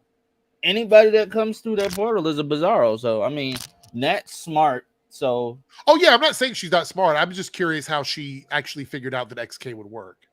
So I'm going to still go out on a limb. I'll take the L on you questioning my question. But for me, it felt like a really stupid decision for them to be in that room with that portal mining XK when it's everywhere else in that. Well, you know what I'm going to say? That was really dumb. I think it looked pretty. You're not wrong, but that's not. It doesn't matter. They shouldn't have been in there with the XK. Anyway, a sign saying, "Want to avoid Bizarro versions? Don't come in here." Oh, now your shill hat is on. You need to take the shill hat off. No, the shill hat was in that. Hold on, let me find the video. Here's your shill hat right here. No, that's not me. Yeah, put it on. Your shill hat was on in this. What was the video? Doctor Strange and the Multiverse of Madness reviews, spoiler-free short. No, there was that was a 1 minute video. How much shill could be in a 1 minute video? I don't know. You managed to jam pack it. I really wish we got more with Natalie and John, though. I feel like they're not getting a lot. I think this week's episode has you mean at least more Natalie. What do you say, Lance? You mean May 31st because then people are. People are going to get on and think it's coming right. on, and then they're going to be sending Pagey hate tweets. I just got reminded that we're not getting another episode. I don't want Pagey to get. You sound like me getting hate tweets would be a new thing. Mate, I don't know if anyone else saw it. Someone in the chat might have. This guy doesn't follow me at all. Never followed me on Twitter. Goes, you spoiled the episode of The Flash for me, and I'm like, 1, you don't follow me. 2, why are you on Twitter if you don't want to be spoiled? Right. I agree. You don't Especially- really post that much spoilery stuff. Like you live tweet. So I actually Yeah. think that Pagey got confused with another YouTuber. I don't know which one it is that. Well, spoils the thing stuff, is but- that I was sort of flexing, so maybe they thought I was War Stew. But then also, I did post a picture with crumpets, so maybe they thought I was Ben. Oh, okay. All right. Ash here with the $5 super chat. Actually, this is the 15-minute warning, everyone. 15 minutes. We're gonna wrap this up in 15 minutes, even if we don't get everything done. Ash with a $5 super chat. Zack Snyder would have Clark burn the crop fields, have his eyes glare red while doing vague Jesus symbolism while the scene is entirely gray. Oh my! That's gonna get you canceled, Ash. I just want you to know. I mean, I'm not responsible for any cancelizations. Todd Helbing did have Bizarro burn up the farm with his hot breath. So. That's true. Hot breath. That's Death breath. I didn't think about that. That's and funny. he was looking at the car when he started to do it. So I honestly thought that he was going to toast Lois and John alive. Yeah. That would have been edgy. That would have been super edgy. Yeah. I would have laughed out loud because I would just be getting on Twitter right then and they're like, oh, come on. I know it's coming. Stagger Forward, the 49 super chat. Do you think now that Allie is merged, we'll get a version of Parasite? Well, we didn't get any Allie pretty much in this week's episode as far as like storylines. I don't know if she's going to be Parasite, but she's definitely going to have powers, right? I mean, she's got some sort of reality warping powers or something. I just don't understand how two human halves can make a powered individual. I don't either. I don't understand that. And my question was, how does she even know what it did? I mean, we know how she got the Oblivion Stones or whatever the pendants, but how did she figure out that this would make her powerful? I didn't understand that either. Which is why I wish we got another episode of Bizarro World so they could have at least acknowledged that or addressed that in some way. So I don't know. I don't know if we're going to get a version of Parasite or not, to be honest. To answer the question, yes, we're doing a live stream for Moon Knight and Doctor Strange on Monday. So make sure you got notifications turned on. All right, let's see. We had the Jordan and Jonathan fight. Not much to say about it, that except it was badass watching Jordan, beat up Jonathan L because he was mad that Sarah didn't take his note. So he was just like, I'm going to let you have it. She didn't take my note and it's your fault because you captured her mother and I'm going to take it out on you. So there we go. He actually flew too, but then when he got, it was so funny when he was floating, he was like, oh no. And then he like started falling. Then I'm like, he's not going to hurt himself. He's Kryptonian. Like he's going to be fine. But Eric, I had to think about it. I honestly think he let Bizarro John wear himself out. Really? Yeah, because he's weaker than him, obviously. Right. He's weaker, but he let Bizarro John wear himself out in the sunlight. Yeah. John didn't attack anybody. Like, of course, he attacked Lana, but that doesn't take full strength to just knock out a human woman. Because he's already weakened being on Earth Prime anyway. So the yellow sun is out. It's just like him being sapped of energy. So Jordan purposely waited.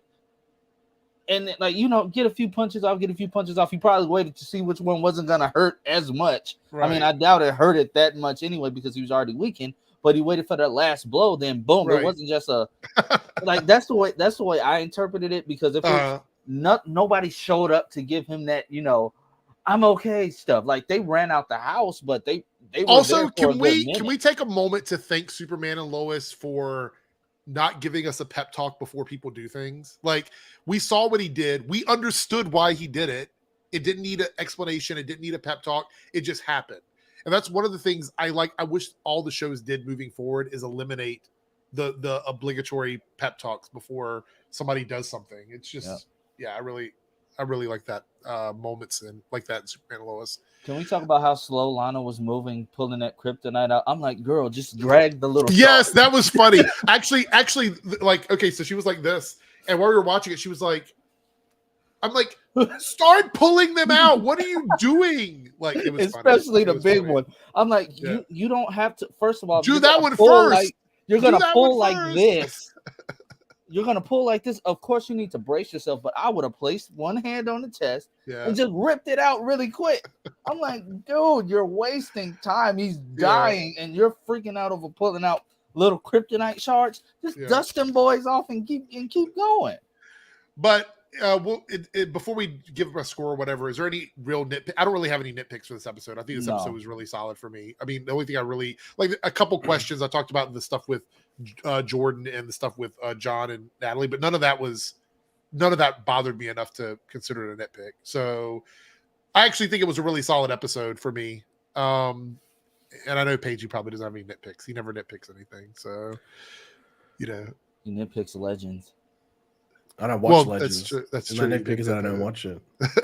He nitpicks Batwoman. I don't watch Batwoman. Oh, so there we go. So anyway, yeah, I think I gave this one an A as well. This was a really solid episode for me this week. Actually, this was a good week for me for both shows, for Flash and Superman and Lois. I was actually surprised by your video for Flash. I honestly thought you were going to be like, okay, hot take. This episode was terrible. Like, I thought that's how you were going to start out. The thing is, though, that I'm like, will I go back and watch an episode or will I not watch it? And this is one that I probably wouldn't skip. I'd probably watch it again. I don't have a big issue with it. Well, if I'm going to skip an episode, I'm going to call it terrible. 100%. The thing is that Eric was drinking Sprite during the Flash episode. If Eric's drinking Sprite, he's in a good mood. Okay, if it's Sprite cranberry, then we're on a different route. Well, that might be another Earth Eric altogether. It might not even be me. It might be someone from another. Now, are you going to watch the Allegra episode at all? I'm thinking that Eric should do a reaction to the Allegra episode. Live reaction, yeah. And every single time you roll your eyes at a line, you have to take a shot. Okay. I don't know if I'll be alive at the end of that, so that could be bad. Well, yeah, it's a try not to die challenge. Yeah. In the chat, let us know what you would score this episode. 1 out of 10. And Krista and Boo Boo has a super chat, or not a super chat, Team Airrick member chat, who's been a member for 2 months. Thank you so much, Krista. It says Flash writers schooled by Superman and Lois writers. I will not disagree about that. I think Todd Helbing's team is some of the most talented people that have worked on CW shows, honestly. Yeah. I don't know everyone he's got working, but also shout out to David Ramsey again for doing a good. We might not have Diggle on screen, but that OG Arrow energy is still around, so I'm happy about it. It's also important to remember, for those that don't know, like, you start off on a show, and it's pretty rare someone that's in the writer's room and is writing episodes consistently in like a season 1, 2, maybe 3, are there when you get to season 4 or 5. Right. Because they use that clout, to use an Eric term, or flexing, to get upgraded jobs. Or better jobs, whether they're now a showrunner or a producer or something like that. So if you're going to compare, it might sound like shilling, but if you're going to compare Superman and Lois, you got to compare it to the same season of The Flash, or the same season of Legends, or the same season of whatever it might be. That's the best way to go about it. Of Supergirl? Well, yeah, if you want to.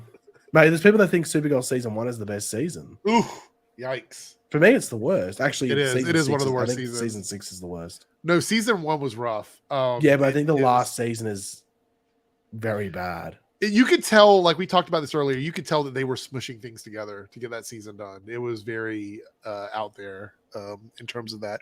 It was not twerkalicious. So now we're going to talk about the Legends of Tomorrow Earth Prime Comic 3. Lance wants to talk about spoilers, so if you guys want to read it and you don't want to be spoiled, you can step away, but the reality is the show has been canceled, so spoilers don't really matter, I guess. Is that a dab? It's not a dab, but so basically, I'm just going to tell what the stories are about. We have a Booster Gold storyline that pretty much establishes that character, which shows that they were planning on doing a lot more with Booster Gold than what they actually are going to have the chance to do. Yeah, the story shows why he betrayed them like he did. Yes. And it's also pretty much all of the one thing about this comic that was funny to me is it's almost exclusively ex-Legends, characters that are not on the show anymore. So we have Adam, we have Jax as Captain Cold, we have Heatwave and Kayla, we have Hawkman and Hawkgirl. All these characters who are not actually on the ship make up the majority of the storyline. And basically they're looking for Nick's children on Kayla's homeworld, where her mother and father are like, or her mother is like the warlord of the homeworld or something like that. Anyway, it's a typical Legend story, but it makes more sense in a comic because I think we had characters. These are super powered characters. We actually got to see a Legend story after like 4 seasons where people with powers actually use their powers. So I love that about it. I think it was a well done comic. It was a lot of fun. So it's out now if you want to go get it. It's on Comixology. Lance actually got a print copy, which I couldn't find anywhere. But you said you had a complaint. So what is your complaint here? Okay, so it's towards the end of the comic before the Booster Gold part, where they show the legends in 2049. You see on like it's all the legends, including Wally, all of the older legends. My only nitpick, and this is very nitpicky, is Wally is clearly younger than all of them, right? He was like in his 20s still. Right. Why did they make this man look so old? The drawing, the artwork. They made him look really old, and they confirmed, which irritates me, that in 2049, he is still Kid Flash. Yeah. And that is a problem for me because canonically, we know Wally becomes, Flash. And since he is a mixture of both Wallys, pushed together, all smushed together in one Wallace body. and Wally, they're basically put together. So why hasn't he, you're basically, you have to be in your like early 40s, although you look like you're 50 something.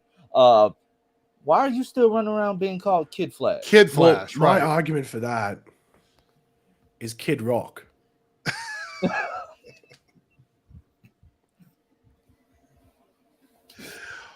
The other thing is, if Wally is still around as Kid Flash in that era, then why is Bart arguing that he hasn't become the Flash yet when he's clearly exactly? Impulse? Oh, and they were on the TV, and also Bart's costume in this comic looks better than his costume in live action. Yeah. They also canonized Matt Letcher's Eobard wearing the new Reverse Flash suit. And I don't actually think that this particular story does much to add to the big full story that's going on right now. I thought that the same thing, but I will say when they disappear, Magog is taking the OG legends. Oh, the ones from I got you. He's taking the legends. Right. Like he's taking the legends from 2049. Like Sarah, Nate, Hawkman, Hawkgirl. He's taking them. Right. That's the poof. He's taking them away. Right. Okay, that makes sense. So I'm guessing I don't know if he's going to try to brainwash them. Because normally they show like a conversation or something. Yeah. This one it was just like a disappearance. You just see the disappearance. That way, if it fits in like terms of how Legends is. Right. Yeah. Jamal here with a $1.99 super chat. And this says, what if we get Kid Flash because of the Ezra situation? I mean, I guess like in the movies, I'm assuming. Let's be honest. Warner Brothers, when they pay for Flash, they're paying for Barry Allen. Yeah. They don't care about Wally, which is why he got disrespected. He gets disrespected too much, too often. Like, we're lucky we got djairrick. Right. And they didn't try to change his name. Yeah. Especially after the show, they'd want to use Barry Allen. They'd want to keep trying to using make that money. Things people are familiar with. Okay, so this is going to be a very, very quick, like we knock this out in like 2 or 3 minutes. Non-spoiler thoughts about Doctor Strange, and this is also adding to that we're going to do a spoiler review for Doctor Strange in Multiverse of Madness on Monday. So if you want to hear us talk about spoilers, come on Monday. We'll also talk about the whole season of Moon Knight on Monday. But this is a non-spoiler thoughts. I did like a 1-minute video where I talked about it. I enjoyed, quickly though, no spoilers. I enjoyed this movie more than Spider-Man No Way Home. I like the story better because I'm a big fan of Wanda. So I like the continuation of Wanda's story in the movie. I like the cameos. They didn't take away from the story. At the end of the day, it is a Doctor Strange and Wanda story being shared. I think America Chavez had a really good introduction into the MCU. Was it a perfect movie? No. There's issues with it, just like there were issues with Spider-Man No Way Home. I think it just comes down to personal opinion.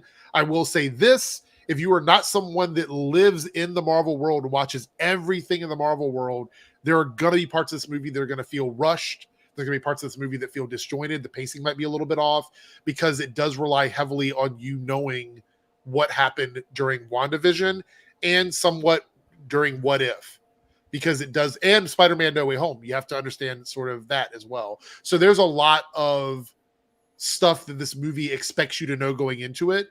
But I love Sam Raimi's take. It was very horror. It's almost rated R, in my opinion. I think there's some elements of it that go like really far for like a Marvel movie. But I actually really enjoyed it, and I liked it better than Spider-Man No Way Home. And we'll see. I'm going to go see it again before we talk about it on Monday. So that's my non-spoiler review. Lance, Pagey, whatever, jump in. I'd say I thoroughly enjoyed the film. I will say, if you haven't seen it yet, do not let any of these online scoopers or anything try to hype up your expectations. I enjoyed it better than No Way Home, but to say something without saying too much, don't get the too confused in terms of cameos, because these are different types of cameos and you have to pay attention. Mm-hmm. It's not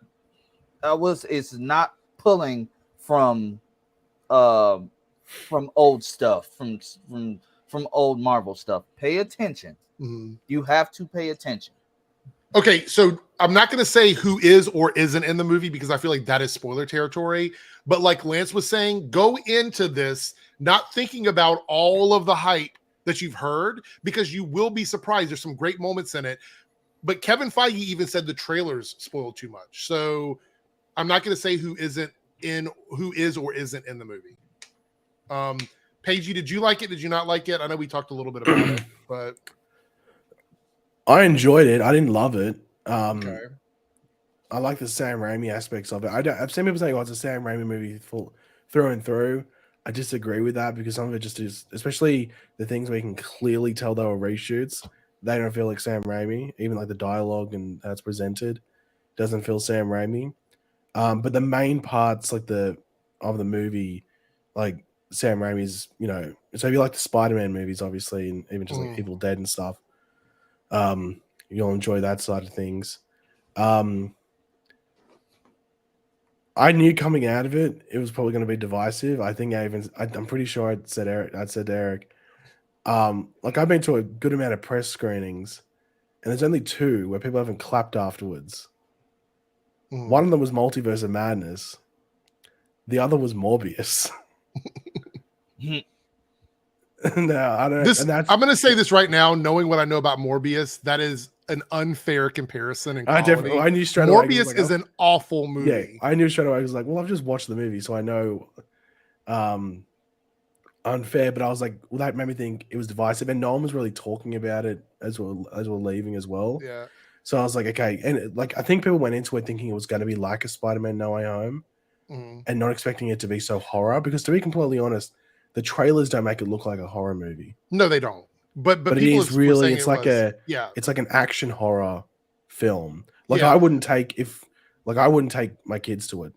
Yeah, I wouldn't either. And there were actually I will say this is anecdotal, but this is actually what happened. There were actually families with very young kids that got up after the very first sequence and left. Yeah. And I don't think it was because they didn't like the movie. I think it just probably wasn't appropriate for kids. But to be fair, it is PG-13.